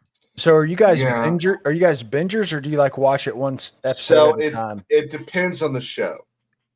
This I will be watching each week. But like Tulsa King, I'm going to let that finish and then I'm going to binge it. See, I had to binge Game of Thrones. I couldn't I couldn't just watch one. Had to. Okay. See, I watched it in 2011, 12, 13, and the coolest thing was it was one of the last shows other than Breaking Bad that was water cooler. You go to work and you'd be like, "Did you watch it last night?" No, don't tell me. Don't tell me. And you, especially for the Red Wedding and Joffrey, it was kind of like people were like, "Please don't spoil anything." Peter Dinklage. When that ESPN bitch got on TV on live television and told everyone that the mountain kills the Red Viper and goes, "Sorry if you didn't read the books." Yeah. Fuck her. So I'm pretty sure she lost her job like a week later too. That was one of the last shows. I mean, Sopranos had a little bit of that, but in Breaking Bad a little bit, but nothing was like Game of Thrones where I'd walk into the office, there'd be all these cubicles and people knew I was a big Game of Thrones fan. They were like, "Do not say shit about the show." I haven't watched it because they would legitimately get mad. I was late to the party on Yellowstone. I actually thought it was kind of lame, like when it came out, but I never watched it. But I was still working at the local fire department here. We weren't doing shit one day, and it came on, and I was like, "What the fuck is this?" I got into it like after one episode. Had to binge it. Yeah. So now I'm like, ooh. What's cool about it too is you can watch it, and Taylor Sheridan is actually in some of the scene, like he's got a character, and they're real cowboys. Like when they're doing the horses and breaking them and all that, you're like, they're really doing it. That's like, it's not like a phony Hollywood thing, right? Like it's the real deal, other than the main actors, you know, like Costner, whoever. But like, it's cool, man, just to see the landscape and all that. But if Yellowstone has a little bit of a soap opera style to it, but 1923 and 1883 do not. They are pure Americana. 1923 is incredible. Yeah, they're both great shows in terms of like the history of out west and it's less soap opera-ish, right, and more pure violence and love the violence. Here's the story. We don't care about your love fling. How does this tie into football? It does, because Yellowstone is the #1 commercial now that political ads are gone. Oh, is it? I don't know. I just pulled that straight out of my I'm ass. so glad. Yeah, you can watch that was nice. Football games without political ads. Yeah, I didn't see a single political ad today. And bro, not having to see this all day today. What can be unburdened by what has been. He's a stupid son of a bitch. You're ruined it. I love that I clipped that perfectly to where it sounds like he could be saying he or she. Yep. Jesus, stupid son of stupid son of a bitch. Yeah, it was super great. Even though I didn't get to watch football today, I knew. Well, maybe if I'm not really superstitious, I'm just a little suspicious. Fantastic 4 years. About that. I ordered the same thing that I ordered last week for lunch for that reason. Right. Because I was like, what if it was? Well, so again, not superstitious, just a little stitious. But now I don't think it was, but now that Georgia's lost a game, maybe we need the political ads back, because that's the only thing that changed. Jesus. Brother, Caleb, I like I sent you the best. I sent you the best. Just text it to you. I sent you the best Trump clip. My favorite of his whole tenure of 2016 through 20. It was my favorite clip that he did. Long before any of us were here. You got. He doesn't cuss on it. I like this one. It was here a long time ago. It's a little older, but. Thank you for the warning. I was ready for him, but it's much easier if the cops do it. Don't we agree? They call it Pocahontas. Don't tell him. Don't tell him. Show it, Caleb. It's the best Trump thing ever. It's okay. Well, you realize you texted it to me, right? Well, you can pull it up. Yeah, send it to me on Twitter or something. I think one thing that the media just never, that maybe they got it and just decided they didn't want it to accept it, but one thing that I feel like they never got about him, still don't, is they take everything that he says literally instead of understanding that he loves comedy. He loves to shut up, Mark Norman. Have fun, and like make jokes. Like he basically is a stand-up comedian, though. Yeah, I mean, that's how he performs for sure. Watch this. And I just want to thank you, because you're very, very special people. You were here long before any of us were here. Although we have a representative in Congress who they say was here a long time ago. They call her Pocahontas. But you know what? I like you. And the best part about that is she was a fucking senator. She's not even a fucking representative. Yeah. I mean, senators are representatives, kind of. He started out serious, and then he goes, although. The guy's looking at him. He couldn't help himself. He couldn't help himself. But I like you. The guy's like, what the fuck's going on here? Oh no. So is it super weird, since we're back on politics, is it super weird that the left hasn't done anything fucking crazy since this has happened? Fake riots are expensive. Well, yeah. They don't White girls are shaking their heads. And they don't have the money. They ran out of money with Kamala's stuff. The DNC doesn't have the money to. You got to get all the buses to bring the people in. Pallets of bricks. Okay, I don't want to get anyone banned on YouTube for what I'm about to say, so I'm gonna. Bro, if I didn't get banned last night, Oh, none of us are okay. So banned. they called. Hold on. Let me preface. Let me preface. The opinions discussed here today do not accurately depict the true thoughts and beliefs of Star Wars Talk or the invited guests. The statements spoken do not constitute any jurisdictional relationship between the viewer and Star Wars Talk. All opinions are spoken under the protection of the First Amendment and protected by constitutional law and Supreme Court precedents. By viewing said content, you agree to hold Star Wars Talk and all guests innocent of any lawsuits and indemnify them from any suits or damages that may arise from any content. You also agree to acknowledge that any lawsuit you do bring shall be under the rules and laws of the Republic of Djibouti. Primary jurisdiction shall fall under the Commonwealth of Botswana. All rights reserved. So this is kind of twofold. One, there was a peaceful gathering where everyone was told to be peaceful and patriotic and not to like break the law on January 6th of 2021, and they called that an insurrection and violent protests. Right? Still to this day, call it that. But that's again. This is kind of my point. And then there's this whole narrative, all these talking points about how, the MAGA movement is dangerous to democracy. I actually think they meant bureaucracy, but whatever. But there's just all this crazy shit, that unfolded from these talking points. Right? We're not a democracy. We're a constitutional republic. That's how stupid they are. Well, I understand this. You're proving my point for me, but there's nothing going on right now. There's no talking points other than America's the problem, I guess, is what they're saying. Well, so I'll tell you why. When election night happens, everyone that basically is in charge of putting the message out is in the same room. And I think everyone sat there and said, okay, so it didn't work. Right. Well, I think that's one of the reasons why I don't think they have that hubris. Most pushback that we've seen has been they ride a little thing here from Gavin Newsom, let's a small also little acknowledge thing here from Kamala. In a darker turn of events, let's also acknowledge that over 2,700 people have taken their own lives because of the election. I seen that earlier today. That's the reporting on it now. Are you serious? And that is 100%. What's the sourcing on that?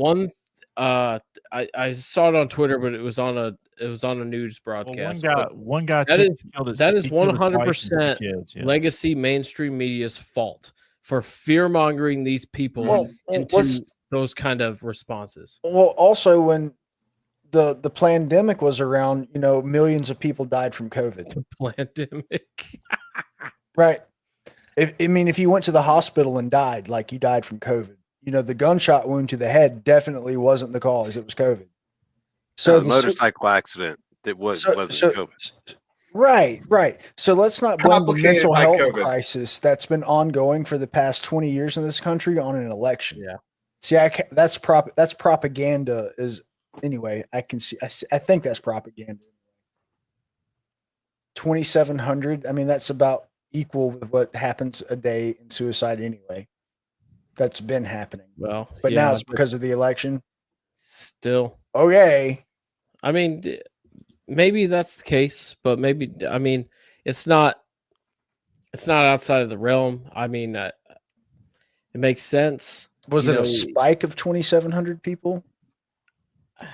No, just 2,700 people. I don't know how they got their source, man. They can't. The mainstream media or sources can't even find the manifesto for the dude who tried to kill Trump. That's because. But yeah, we know 2,700 people killed themselves because of the election. Oh, they found it. They found it all right. Yeah, they know what it is. And the multiple burner phones wouldn't even have a job. Yeah, with his professionally scrubbed domicile. Yeah, it's great. No silverware, right? But no, I mean college football. yeah, we'll do a hard pivot here. Let's take a look at this. Oh, look at that. Look at that. Here, look at that. Oh, look at that. Would you look at that? Oh, would you look at that? I haven't seen that in years. That just made me happy. They're storming the parking lot at LSU.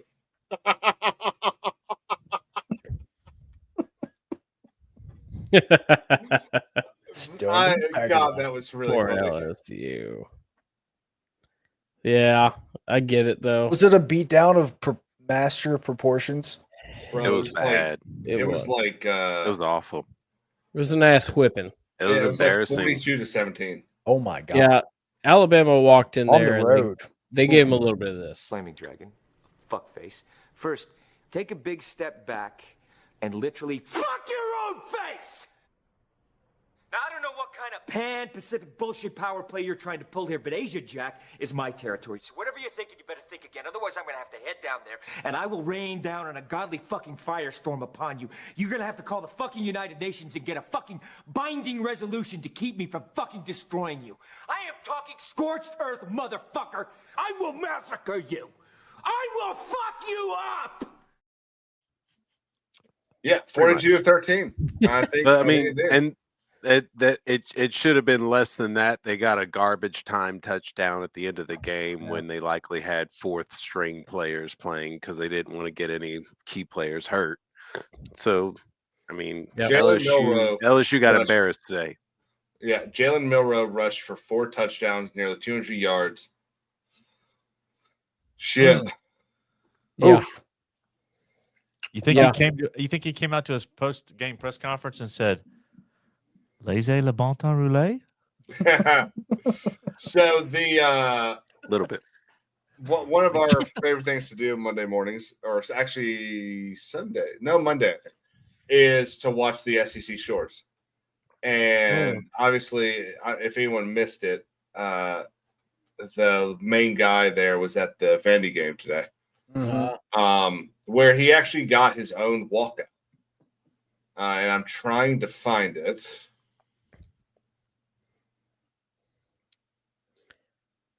Oh, look at that. Nate Garberitz was there. He was their celebrity captain. Wow. Bargates, however you say his name. Look at that. Wow. Oh, look at this. Would you look at this? Just look at it. Just look at that. Just look at it. One of the signs at game day. Milroe gets double slaw and no fries. That's kind of hurtful. Yeah, it's pretty good, honestly. That's actually pretty deep. Yeah. I mean, have any of you guys ever met a spud you didn't get down with? No. I'm a big fan. Caleb's got a spud that stays in his chat too. So yeah, he pops in every now and then. Yeah. I call him Tater. Tater. There's a dog at the hunt test today named Tater. Pretty good dog. Kind of dumb. All right. Might be on meth. Share this properly. So obviously, game day was at the LSU Alabama game. We talked about it last week. We do a segment every week. Did game day get it right? Again, we teased it last week, but what do we think, gentlemen? Thought you were calling this upon further review. Oh, we need I'm writing down. The whole show is pretty much upon further review, to be honest. Touche. Tushy. Yes. Caleb, do you still stand by game day being wrong? No, I think I said they were right. I said I'd like them to have gone to LSU. I mean, you were pretty strong last week about they should have been in Nashville. I think they should have went to South Carolina. Yeah. I still think said that the LSU game is a bigger game. They should go to that game. So I kind of agree. So as a Carolina fan, I would love to see us on game day again. But the problem is, I'm sitting here and we are 6 minutes in this video. We are 6 minutes before the game starts, and this is the game. This is the stadium, and until it's going to be very quick. So watch. So I mean, it's 2 seconds, but until Vandy can start filling up a stadium. Yeah, they're never going there. Yeah. And look. One thing I have heard from, because I know a couple of people that are avid Vanderbilt people, you can't call them fans because of this. Yeah, it's a society. It's a social gathering. Yeah. They're there in Nashville, and tickets are cheap, so they probably went. And they're doing reconstruction around, even though it's the end zone area, but they're doing it all around the stadium. So it's a They've pain been in doing the that ass. shit for like 3 years now. Bro, all of Nashville is nothing but a construction site. Point, yeah. I So mean, their state flower is a tower crane. Like they real pop quick, up this everywhere. is the SEC shorts guy. And it's gonna go to the video board.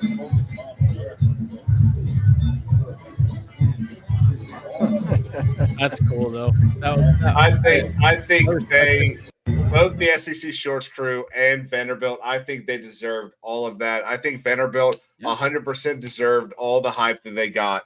Yeah, we crushed them, but you don't get. How dare you? You don't beat Alabama. You don't take Texas to what 2 minutes left in the fourth quarter. To the wire. Yeah. You don't do that without being. You don't. I was about to say you don't win at Auburn for the first time, but maybe you do. Yeah. You don't do what Vandy did this season without being a good team. But I think we all knew that eventually it wasn't going to last, and I'm just happy that we could finally show the rest of the SEC how you're supposed to treat Vanderbilt. Well, I mean, just think about that statement. You had to show the SEC that you could beat Vandy to be legitimate. That's not the statement I made. I know. Okay. I made it. But no, I mean, again, who watched it?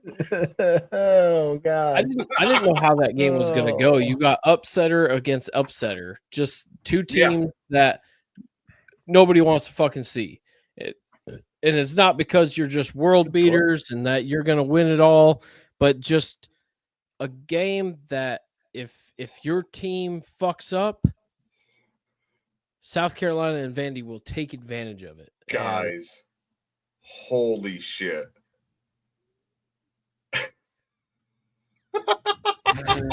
Nice. Nebraska to the bye week. That's hilarious. That's pretty good.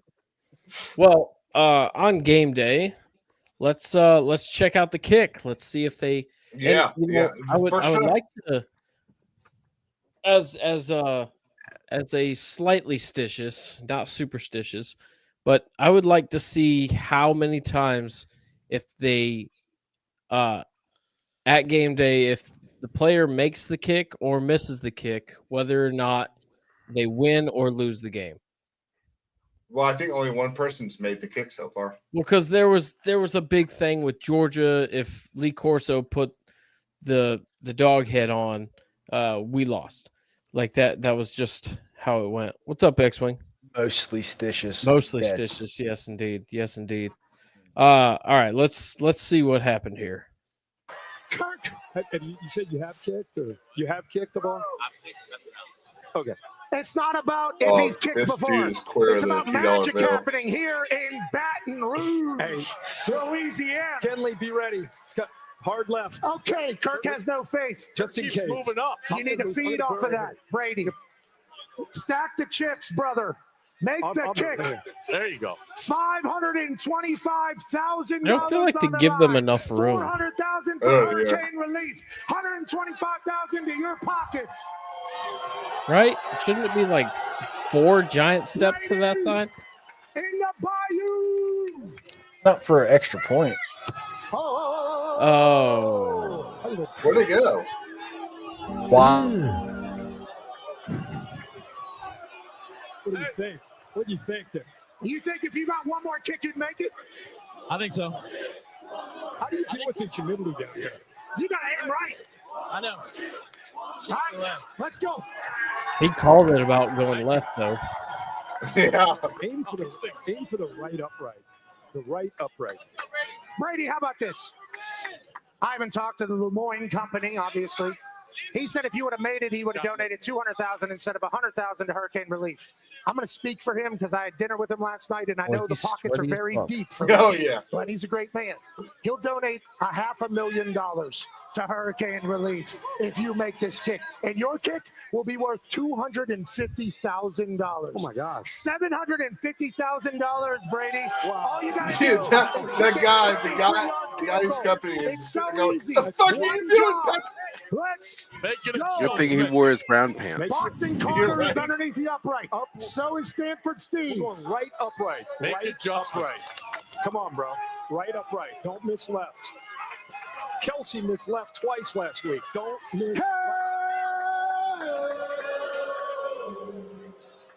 Yeah. Going left. Yeah, missing it after the even missing it after the harder. chant like that was just sums up LSU football this year, I guess. $250,000 will be donated to hurricane relief from. Okay. Is there any way to find out when kicks were missed if they've lost every time? You'd have to go back and watch them all. Yeah, I know. I'd like to be the home that Striker. tries to discover that or not. These guys are toe kicking it, right? They're toe kicking for the ball. sure. Well, again, I don't think they're giving them enough room. Yeah, the crowd, you mean? Right, because they're stuttering to the kick. When Texas win, did Texas when they were at Texas? Did Texas win that game? No, Okay. I don't think he made the kick either. Yeah. Yeah. I'm trying to remember what kicks were made and How when. about Oregon? The home team puts the fan up, right? Yeah. Okay, so did Oregon won the game they were at? So Oregon won. Yeah. Kyle made that kick at the Oregon game. Yeah, I guess go down the line for game day where they've been. We might be able to get to the bottom of it. Kicker tried to Nice. Clear underneath him. Jeez. Nice. Andrew, what's up, buddy? Oh my gosh, X-Wing, that is. He's also missing the suspension device. But yeah. On another note, too, this is what they've been referring to all day is Veterans Week, Veterans Weekend. We got Veterans Day coming up on Monday. Myself, Marine Corps veteran, Brad as well. It's a huge shout out to the service members, of course, and if you're in now active duty, stick it out. Life should be getting better for you soon. So relief is on the way. I don't want to undermine that with this, but I'm curious: has anyone heard the news coming out of Nashville? Not the embarrassing loss that Vanderbilt suffered, but the soon-to-be embarrassing loss that their quarterback is going to suffer in the courtroom. Is he going to suffer? He might actually win. I think that is a shit argument. Oh, sure it is. If only we had a lawyer to think about Vanderbilt quarterback Diego Pavia is suing the NCAA over its rules limiting the eligibility of former junior college players after transferring to a Division I school. So right now, Rising. Cam Rising. Dude is eligible for his 9th year of college football. Yeah. So here's the thing. Right now, the rule is, and I'm assuming you're going to correct me on this, so please do. You have 4 years of eligibility. Okay. If you can redshirt as long as you play, not play in more than 4 games of freshman year, which would be 5 years. Yep. If you get hurt during any one of those 4 years, you can gain another year of eligibility. Yes. We are far enough out now that I don't think we have to talk at all about COVID-19. Well, he's part of the COVID year. So he got 2. He got what? He got 2. He got 2 years for it? He got 2. Yeah. I think it was a 2 year.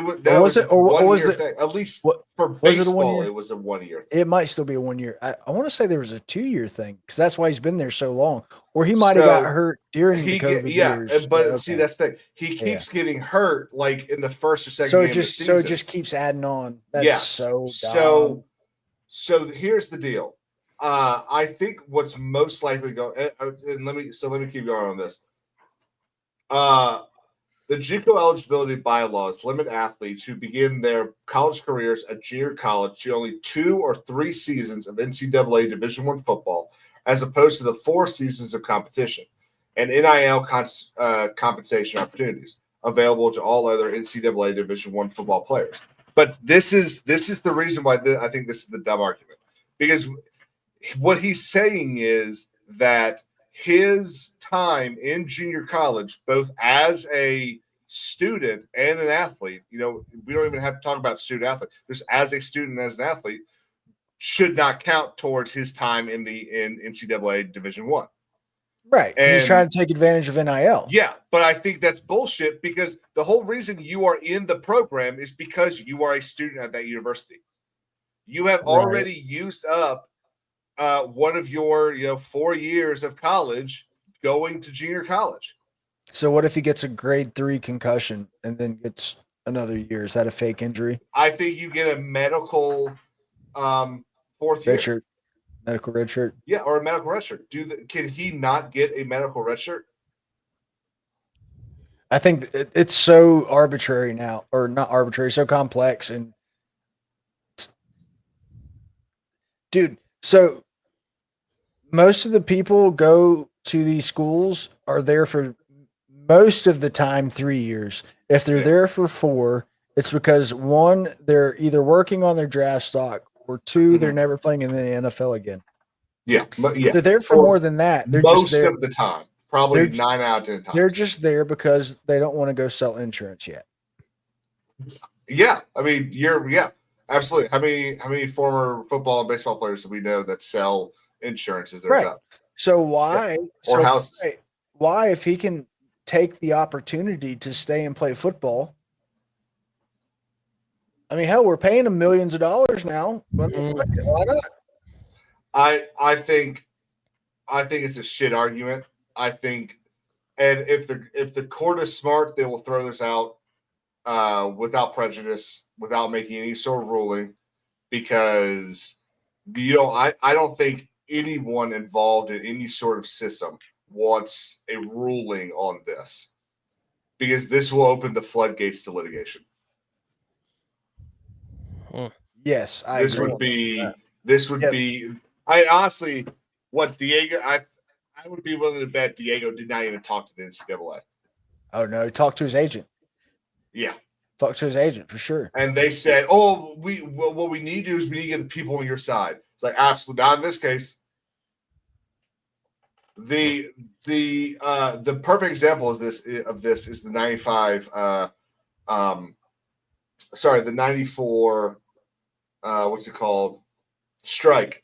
The 94 baseball strike, when the baseball players struck and saying they wanted to make more money, and they should have made more money, but their arguments were based on like 2 or 3 players who were making millions and millions of dollars, and the entire system ended up looking like they just wanted to be millionaires and billionaires. Sure. And the fans went straight against them. Billionaires. Jim, you see that guy waiting? Yes. He wants to talk. He wants to talk shit. All right, we'll bring him in. Everybody, welcome. We got dogs on top. It's Ryan. What's up, buddy? Boys, how's it going? You see it? Yeah. Good. You got the podium, sir. Talk your shit. I don't really need a podium. I'm just, What shit is the talk today? Are we all Dogs fans? I see an LSU guy in there. Is that an LSU guy down there? This is a very diverse group. Sorry for your loss. If we will, let's do this. Display. So, dog fans are up above. We got South Carolina, LSU, Notre Dame. Very well. Yep. Well, it just, it's tough. You never know what Georgia team's going to show up. We had the Texas guys show up that game. and then the rest of the games you never know what you're going to get. Just like it's like a box of chocolates. Yeah, you never know what you're going to get. Know what you're gonna get. 100%. Very, fucked very. up, boys. So did you just turn a simile into Kirby Smart being Forrest Gump? I did, yeah. Or did you make fans Forrest Gump? Let's be honest. He does want Georgia to be running. So does he though? He like above all else, he wants to run the ball. I mean, I was like, yeah, it's raining, but these guys are fucking throwing all over us. All over us. Well, carving us up like it's a fucking 2022 SEC championship game against fucking Alabama. Well, Sundowners brought this up earlier because he was at the game. He said the vibe was different. Like you could tell a vibrancy difference on the sidelines between the players. I don't think it's different from all this year, though. I think it's different from what we expect of Georgia. I think what he saw sideline energy-wise today has kind of been the MO of this team all year round. That's just me. I mean, Sundowners, you said it was, you could tell a vibe difference on each side. I was sitting behind the Georgia bench. Yeah. So I could see the Ole Miss bench across from me and then Georgia below. I think I was row 22. Yeah. So not too high up. I could see them elevated enough where you could kind of see, a little bit on top of them, right? And so you saw just no movement, just kind of like stillness, right? Mm-hmm. And then across you could see, movement, like frenetic, right? Yeah. And to me, that's just, guys, coming off the field fast versus not, you could just you could see it, right? It's a visible thing. I wonder what the difference was today compared to the Alabama game. We were down 28-0. And like they had all the gusto to come back, but what was the difference between then and today? Ole Miss's front four. Well, yeah, they were beating the dog shit out of us. But so was Alabama for the better half of that game. Well, the first half Alabama, Tuscaloosa. I give that to we were completely outcoached in that first half. We didn't know our heads from our ass in that game. We were scrambling, and they took every single bit of advantage. And the weather got bad in this one too. The weather got bad in the second half, and they didn't seem to pick up any energy. But it's not uncharacteristic of us, is what I'm trying to get at. Whether or not we performed like we've seen Georgia perform a couple of times this year. We turned the ball over far too many times, dropped too many balls. Yeah, it was wet. All of that doesn't help us. But defensively, we had a huge letdown today. Compared to other games, it keeps us in it. And, even with Texas with 3 turnovers, we dominated that game. And we dominated it up front. But today was just another rendition ass whipping of the mid-Georgia team. And, I don't know if y'all heard, like, towards the end of the game, the entire Ole Miss stadium was chanting overrated. And I'm right there with them. I think it was the squirrel. Yeah, the squirrel. Yeah. The squirrel was overrated. It was Peanut. It's Peanut incarnate. Yeah, Peanut. Oh, my God. Let me bring this up, too. Because I seen what this. What is this motherfucker smiling at? I heard what I like to believe. I saw that and it pissed me off, but I like to believe that Rashada was like, I don't know, taking whatever light of the situation was and trying to cheer him up, hopefully, because that doesn't look good. Yeah. But he's probably like, talking about Beck's hot girlfriend is like, how's the top? Like, win or lose, you're going to get some top at the end of this. I like to think that's maybe what they were talking about. But it sucks that like you see the potential of this Georgia team. You see what they did to Texas. But you never know what game and what Georgia team is going to show up for the fucking game. You never fucking know. Right. And that gives me a little bit of, I wouldn't say comfort because I'm not comfortable with this team. I am not in a position to where I could feel comfortable talking shit because we could lose the rest of the fucking games. Georgia Tech just played a fantastic, dominant game against Miami. That was crazy. Say what you want, but they tried to choke at the end. They tried. Yes. But hey, real quick, guys, dominated. I got to head out. I just want to say, Jim, thanks for having me on. I thought you had coffee. Yeah. Yeah, I've been to coffee. You're good. Yeah, Caleb, what happened to the coffee? You're good, buddy. Fuck all of you. We started talking too much Georgia. He's got to bounce. Yeah. No, it's not that. Hey, congrats on the win. Thank you Real very much. quick, who do you play next week? Missouri at home. Missouri. Mm-hmm. And did Missouri won, right? Yes, they did. Yep. So we got a ranked Missouri team coming in. Or are they ranked? They probably will be. They might not be now. It's weird to have a 7-2 team not ranked. I'm gonna duck out too. I'm exhausted. We'll have it was great to see you Missouri guys. coming home. We'll get that W. I'm dragging. I'm about to be crashed. Yeah. I hear you, buddy. Gentlemen, y'all have fun. Well, I'll just say, because Dogs on Top, I was saying earlier when I came on that they seem like a different team after Simmons came in for Dart and let him downfield to tie it up, and then Dart came back in. It seemed like Georgia did not have their energy and their body language. It was different after the game got tied up 7-7. Yep. And I don't know how you get that back or what what Kirby will say about that, but their body language and energy changed, and then Ole Miss had it, and they never really gave it back. But to your point, they weren't really down too much to where they couldn't have made a couple plays, but it seemed like they were waiting on the play to turn the game around as opposed to just playing. And well, it's just frustrating that like this guy's on one fucking leg. You know what I mean? Like this guy's on one leg. How are we not spying him or fucking doing anything at all? Like we're supposed to have NFL players on both sides of the ball. What happened to the pressure that got home the entire first drive? Yeah. That just after that drive, I was like, this is belt to ass. I feel way better about this. I'm like, Me too. Like, I'm like, this could get fucking ugly for Ole Miss. And then what happened to that first drive of Georgia? And then after that, they were just getting cut up on the same fucking plays. The receivers were running wide open. It's like, what the fuck is it? No halftime adjustments looked like they were made. They were doing the same fucking plays in the second half. They were their first. The Ole Miss fans near me were saying, you got the outside to Dart, like, go. Like, they were yelling he had the outside, the whole second half, right? Yep. And because it's there for him. We don't contain.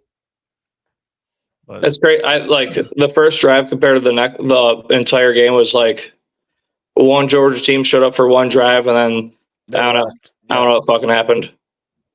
Yep, you're right. Crazy. Well, Sean, thank you for coming on, man. Yeah, buddy, it's great to see you. It'll be another week next week. Every team that looked good this weekend will look bad next week, and every team that looked bad this weekend will look good next week. May we be who's that Notre lucky. Dame got next week? Is it Virginia? Did Clemson win? I even look. I was at the bar. They did. 24-14. Sons of bitches. That helps Georgia out, kind of. Yeah. I don't know. It just sucks. It comes down to fucking Tennessee. Thank God I'll tell you what. Thank God we're at home. We got Virginia at home, and then the following week at Army, and then at USC to wrap it up. The Army game's going to be interesting. Yeah, it is. Yeah, it is. Interesting. All right, Sean. See you, Sean. Get you some rest, buddy. See you guys. We'll catch you next time. Later. Yeah, Tennessee at home at night, probably for the best for the Georgia Bulldogs. Honestly, thank God. I don't know. Night games haven't fared well for Kirby Smart. But it's like we're in survival mode now. Yeah. I don't like that. I don't like that at all. You did not help me at all. Yeah. I don't think I completely completed my thoughts. But for the most part, I don't have confidence in this team, and I don't have any area of ability to talk shit. Like we'll just steamroll everyone. But at the end of the day, the reality is we could and likely We'll still go to the playoffs. And then from there, it's just win each game. And it's just going to be 1 week at a time, one opponent at a time. And if we get the Georgia team that we saw against Texas and in the second half of Alabama, we could do it. Yeah. Well, that's like what is grueling about the season is you never know what team you're fucking getting because it's unfair that we saw the potential of this team. We are consistently inconsistent. Exactly. And like we never know what team is gonna. It's like a flip of a coin, who's gonna show up. So hopefully the team that played Texas in the second half of Alabama comes and just destroys Tennessee like we should. We've seen that they have the potential to, but look what fucking happened today.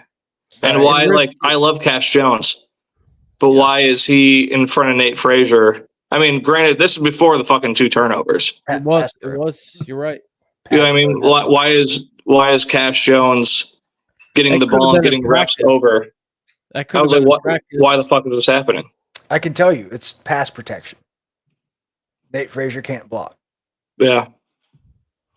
That's exactly what it is. Well, hopefully it's not fucking raining. I don't know how the weather is in Georgia next weekend, but for Deer Camp next weekend in Buffalo, New York, it looks pretty nice. It's supposed to actually cool off a little bit. So we got the hunt test this weekend, and it's been like 78 degrees during the day, and it's been miserable. Yeah. And well, it's the rainy season down there. Yeah. Risk it for your team. Do you kind of get similar vibes like for the rest of the season? I don't think y'all are pretty much out now, right? For the playoffs? Need a lot of help. Oh, you're muted, my boy. Muted somehow. Yeah.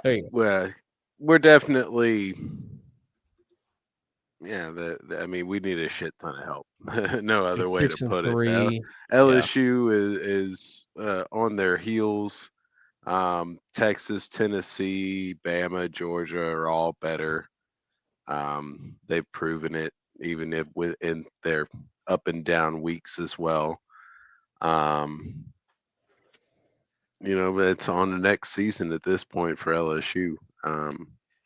At least we're over 500. We're not, a losing team. So we've got some positivity. Yeah, we've got some positivity to build off of. Something to build from. We can get some of those drink shirts for you guys, bowl bound. Yeah, we can get them for too. It's crazy this year that it's like there's so many fucking good teams in the SEC. It's like I don't know. It's like a scramble. What's going on? I like it though. Cannibalizing ourselves. We are. That's the fucking Pac-12's fucking. That's what the old Pac-12 should be doing, not the SEC.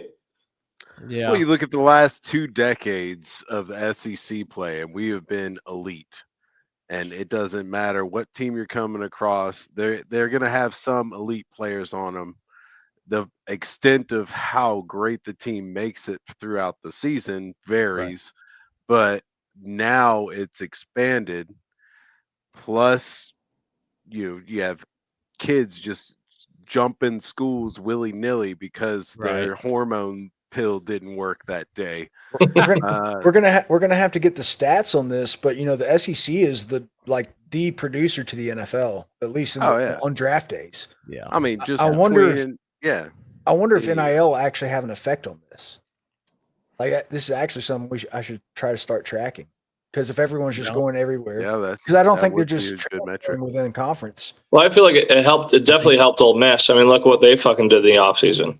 Oh yeah, dude, that defense is legit. That front four whipped Georgia's Joe Moore Award contending at the beginning of the season offensive line. They made us look like there's no NFL players on our offensive line. That's what it looked like on the left side. The left side, yeah. But regardless, we got fucking mauled. Absolutely mauled. And with the direction the SEC is going, though, any non-SEC conference team that is going against an SEC team is going to be circling it on their calendar, and they're going to be really preparing and focusing on what they need to do for that week. I'd say they've already been doing that, but for sure. Yeah, but I mean, it's across the board now. because you can't sleep on Missouri, you can't sleep on Vanderbilt, you can't sleep on South Carolina. South Carolina, yeah. Mm-hmm. You know, you might be able to sleep on Florida right now, but it's Florida. They're playing better ball too. I mean, obviously Texas bent them over their knee today. Well, and I say that LSU is going to be playing at Florida next week, and I bet you we're probably not going to easily walk away if we do win that. I know Florida looked like a fucking soulless bag of ass. Yeah, Lagway being gone, that hurts them. They had a really good first 3 minutes of football, and then it just crumbled to nothing. Mm-hmm. So I like your chances. And guys, you said you're going to Florida? Yeah, it's at Florida. Yeah. Yeah, that's the only other stadium I've been to is in the Swamp. But yeah, I don't know, man. This season's been wild. There's a lot of how many unbeatens are there right now? 3. The BYU win. Yep. Oregon, BYU, Pitt, maybe. I don't think Indiana. Pitt's lost. In Indiana, so 4. Indiana, yeah, BYU. Yeah, 4. It's Army. What do you think we're going to drop to? Army 2, so 5. 8 to 10. 8, 9, or 10. Hopefully, I think 7 to 8. Hopefully, they'll put us at 17. I think 7 to 8. I think best case scenario, we win out. Honestly, skipping the SEC championship might be a blessing, and then we get a home playoff game. We beat that team, and then we get the fucking doors blown off us after that. Twitter just let me know that Pitt has lost. They did. I have to confirm that because I don't know. But let me trust but verify. Yep. 24-19. Richard I just want to make the fucking playoffs. I said on Twitter, Florida State and Mississippi State are playing like this is the NFL, and they're tanking, and they're gonna get first round picks. Yeah, best high school. Yeah, for sure. Athlete. I think home playoff game is better than fucking playing the SEC championship. Personally, this sucks right now, but I've been talking that strategy since I've been on the show. Like, there's no reason to play for a conference championship game. It's a hindrance. I don't feel good about seeing Texas again in the SEC championship. Fuck that. You know who I don't want to see? Fuck. I don't want to play Ohio State. I don't want to play Oregon, and I don't want to play Boise State. I don't want to play any of them. So we just call it a wrap. We're done. We're done. Dude, I'm telling you. Like, I would rather. Oh God, I shouldn't say this live, bro. I don't want to see Georgia Tech. Roast me in the comments, okay? Hit me up, Twitter. It's fine. I don't care. I would rather lose another regular season game than have fucking hope in the playoffs. Well, that's why, like I said, I think we fucking get a home playoff game, and then I'll die on that hill of winning that game. I think we'll get the fucking this Georgia team with how hot and cold they are, and it's the extreme hot to the extreme cold. They will not show up for 3 fucking games in the off. That's not happening. I've wrapped my fucking head around it. We're also assuming that we're gonna beat Tennessee next week. Yeah. Again, I mean, all this talk is ahead of our skis. Can Georgia score? We have got to. Now we're in a make or break. We shouldn't be overreacting to this one singular game. Now we've pointed out consistent. We've pointed out consistent deficiencies. Like Carson Beck is at this point troublesome. Offensive line on the left side is ass. Wide receivers can't catch. You mean him up there? Arian Smith is Matt Landers incarnate. All right. Matt Landers. Bro, I'm sorry. All of them are. All of them. Dylan Bell is even. But there's a big but, and nothing I said matters before the but. Where has the tight end play gone ever since Brock Bowers left? With Brock Bowers, he took it to the NFL. We just don't do that anymore. Hey, Oscar Delp can still block. Yeah. They had. I mean, he had what? How many catches? 1, 2. But why don't we incorporate the tight ends anymore? It's gone. Because they can't fucking catch. Because Beck doesn't have any fucking time. Yeah. Because the left side of the offensive line can't block. Couldn't stop a nosebleed. Yeah. That's a defensive statement. No, they're soft. Lucky and Lucky can catch. Lucky can catch. Ben Yurosek Yurosek is the only two tight ends to catch a ball today. Yeah, I think Yurosek needs to go back to Stanford. I feel bad for this LSU guy. I was fucking pulling for you guys. You fucked me. Yeah, go Tigers fucked me too. Yeah, you know. I was like, night game, LSU, fucking Alabama. They got fucking Joe Blow as a head coach. I was like, this got to be it. Yeah. We lost. Alabama has to lose. I don't mean to rub it in, but I'm not as upset as you are, but I'm pretty fucking upset. Oh, yeah. I mean, I explained right it here. earlier.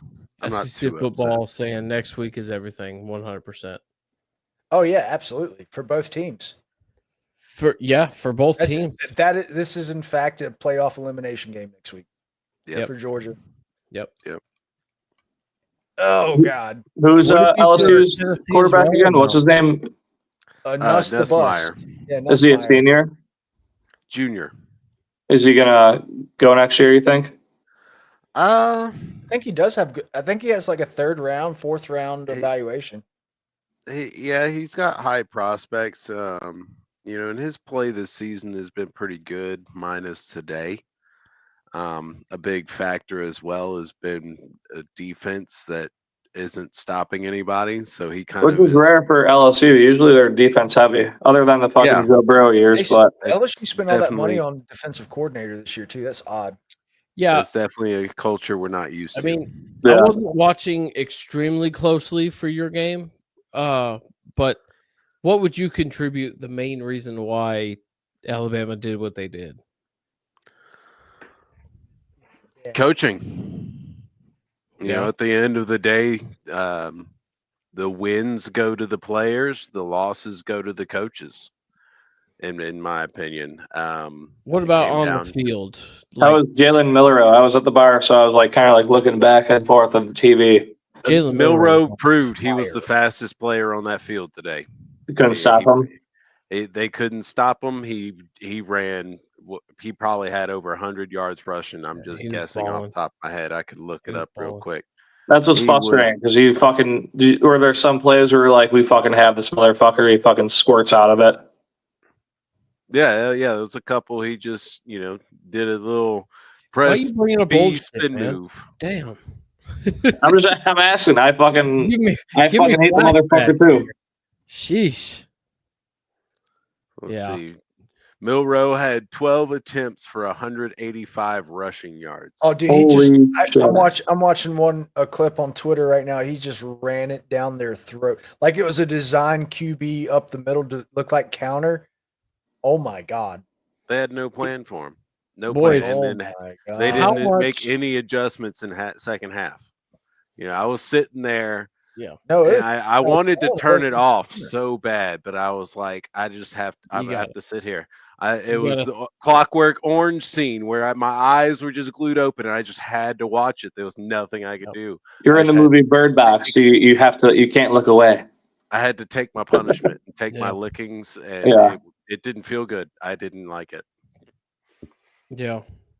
Boys, how much would you like to see Georgia get a running back that designed QB runs? Or think, Brad, you got to be shitting me. Nope. I mean, don't fall for it. If you've been a fan of football the past couple decades, you've seen the direction that the entire format has shifted. Bro, it's an extra play in the book. Like, it's not an extra play. You got an extra chapter in the book if you have a running quarterback that can also throw. I completely agree, but Brad's shaking his head down there. I would rather have someone. I don't want a pocket passer. I don't want Jake Fromm. I don't want Jake. I love Jake Fromm, so you watch your fucking mouth. All right, Noodle Arm. All right. Would you like, Brad? Would you like a Kenny Pickett? Yes, someone who can get 8 yards. I want someone who can get 8 yards. I don't want someone who can bust the top open. I don't want him to. I don't even want him to run through a linebacker. I want him to get 8 yards. I want another Stetson Bennett, please. Yes, Stetson Bennett's the perfect quarterback in my opinion, except he was too short. He was like 3 inches taller. It didn't matter. Didn't matter. People said the same thing about Drew Brees. Well, it's like the game is so fucking fast. You can't have a fucking. Ooh. Speaking of the game is so fast, how much is Georgia affected by the new clock rules? Because Kirby's offensive mindset and obviously he does give a lot of that to Bobo and everything else, but our game plan, shorten the game, run the ball, play good defense. You know, it doesn't have to run up the score. I don't think that game plan's been effective one time this season or been used, except in the Kentucky game, and then it definitely wasn't effective. Every other time we don't try to shorten the game, but we try to sustain drives. Right. So my kind of point, I don't think I conveyed it correctly, but basically how the clock rules affecting it. Yeah, I think it hurt us today. It hurt today for sure because we could have used an extra possession. I agree with today, but not just today because I think teams are scoring less points. I'll be honest. Games last year were 40s and 50s consistently. Is it affecting Tennessee? Vols didn't come. Matt Tuine didn't come on tonight. But he wishes Tennessee would score 17 points. He went to the game. He's begging for him to score 17 points in a game. But my point is across college football, you're not seeing even though Alabama scored 40 some odd points tonight, it's not common to see 40 points in a game anymore. You're seeing 35s, you're seeing 38s, you're seeing 28s. Well, against a team that has somewhat of a pulse. I'm all across college football because of the new clock rules. Teams are scoring less points. I don't like them. Yeah, all it did was add more commercials. Yeah, didn't shorten the game. That was why they were there. All it did was take a possession away. It took a possession and a half away. And for Georgia, we need that fucking possession. Like today, we had an opportunity to be able to get back into the game.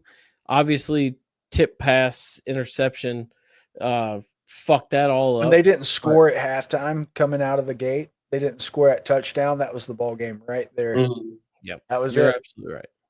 That was it. There was still a chance, but the chance was there, but the game was over. It was like, right. We're just not. Right. We're just not gonna. I did my hooting and hollering. I did my hooting and hollering in the first quarter. After that, I settled into the loss. Like I just sat there, like, wow, just wow. You knew it. That's the bad part. Yep. You knew it. Yep. But no, the clock rules. I hate clock rules.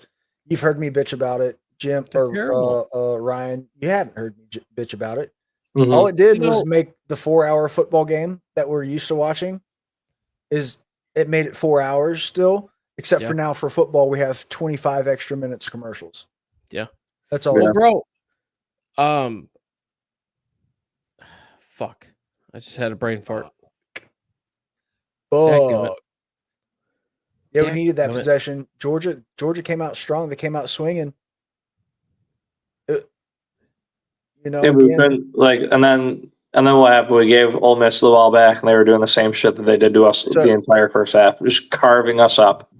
Wide receivers running open, fucking 25-yard fucking runs. It was disgusting. I was disgusted. I didn't get to start watching until about halfway through the second quarter. Because hunt test. God. Well, so it started out with the interception leading to touchdown. Short field, I imagine. Right? Yeah, it's fairly short, 21 yards. They got a touchdown, 7 plays after an interception. You got to imagine, though, maybe they got a little egotistical and thought, okay, this is going to be a bit of a cakewalk.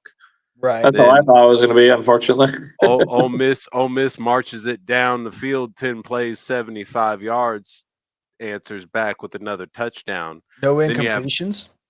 Then you have 3 and out, -5 yards, punt, Georgia. Then Ole Miss comes down 6 plays, 44 yards, get a field goal. 3 and out again by Georgia and has to punt. So at that point, they're on their heels and they're like, oh, hang on, these guys are getting down the field and making some points, and we scored off of a lucky turnover at the start. Like, what's going on here? They lost a bit of their composure, it seemed like, and that's when mistakes tend to happen. You lose a bit of your own confidence, you lose a bit of your self training and just everything you've been working for. The discipline. And discipline. That was the word I was looking for. Your discipline. And it just looked like they lost it. They did. I can barely see these fellas. It definitely felt like they lost the plot by the end of the first quarter, and they never were able to really get their footing back. I'm on my phone, so bear with me. There we go. We're gonna have to get you set up there, bud, so you can come on more often. Yeah. I'd like to. I have no setup. Brad, I'm having a baby. Congratulations. Thank you. We found out it was a boy. Oh, good. But I have this shitty Alienware laptop that my phone is resting on right now. Nice. When will it be there? April. First baby? Nice. So my first baby, my girlfriend has a 9-year-old. So, but we live together and everything. But yeah. Congrats. Thank you. Yeah, congrats. Yeah, but they say when you have your first child, if it's a male, you're an alpha. I am. I told my girlfriend, because we both wanted a boy, I was like, well, if it's coming from the Parker crop, it's gonna be a boy.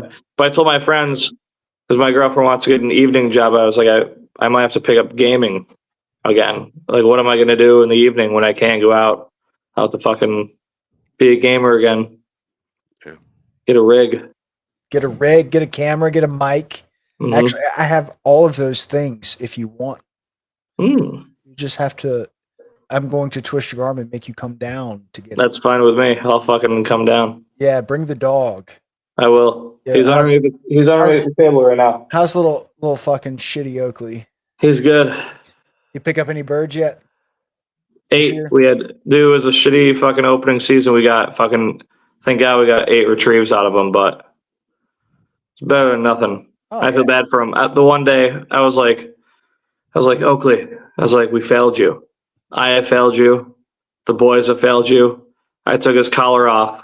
I was like, just go. Find someone better. Go and find some better hunters. Go. But no, he's been killing it. That's awesome, dude. That's awesome. He's a savage. I don't know where Jim went, but I can't end this. But I have to go do a fucking hunt test in 2 hours. Oh yeah, I have to do the hunt test thing again this morning. Yeah. So I'm getting off. I think we hit everything, man. Yeah. Everyone, I appreciate you being here. Yeah, Jim and Ryan, thanks for coming. Jim. Yeah, I'll be here more often. You told me your first name, but I forgot it. Austin. Austin. Nice to meet you, buddy. Sir. I'll do this more often. I was last week's year old when I found out that you guys did this, so I was already way half in the bag by the time I found out. I was like, I can't come on and be a degenerate. You have to. Yeah. No, we'll be here. We'll be here next Saturday after the Tennessee game, and we'll see where we stand. That's the hinge point now. Not the best day for us Georgia fans or LSU fans for that matter. Yeah, I'm a Georgia fan as well. I live in the state. Right. They're my number 2 behind my Tigers because it's my alma mater. So of course I'm gonna number 1 LSU. There you go. Yeah. That's the way you got to be. But yeah, everybody have a fantastic rest of your week. Enjoy Veterans Day on Monday. Support your local veteran and give them a if blowjob. anybody served, let them know. Thank them. Everyone have a fantastic night. Oh yeah. Appreciate being here. Hit the like and sub if you're watching on the Twitters. Yeah, dude. Go follow. Yeah. I don't Come do on shit over. except on Saturday nights, but we have a great time. I will Come on change over, my get in the tendencies. comments. It'll be good. And we'll leave you with Antonio. Good night, y'all. Good night, boys. Take care. What do you think, Antonio? Good.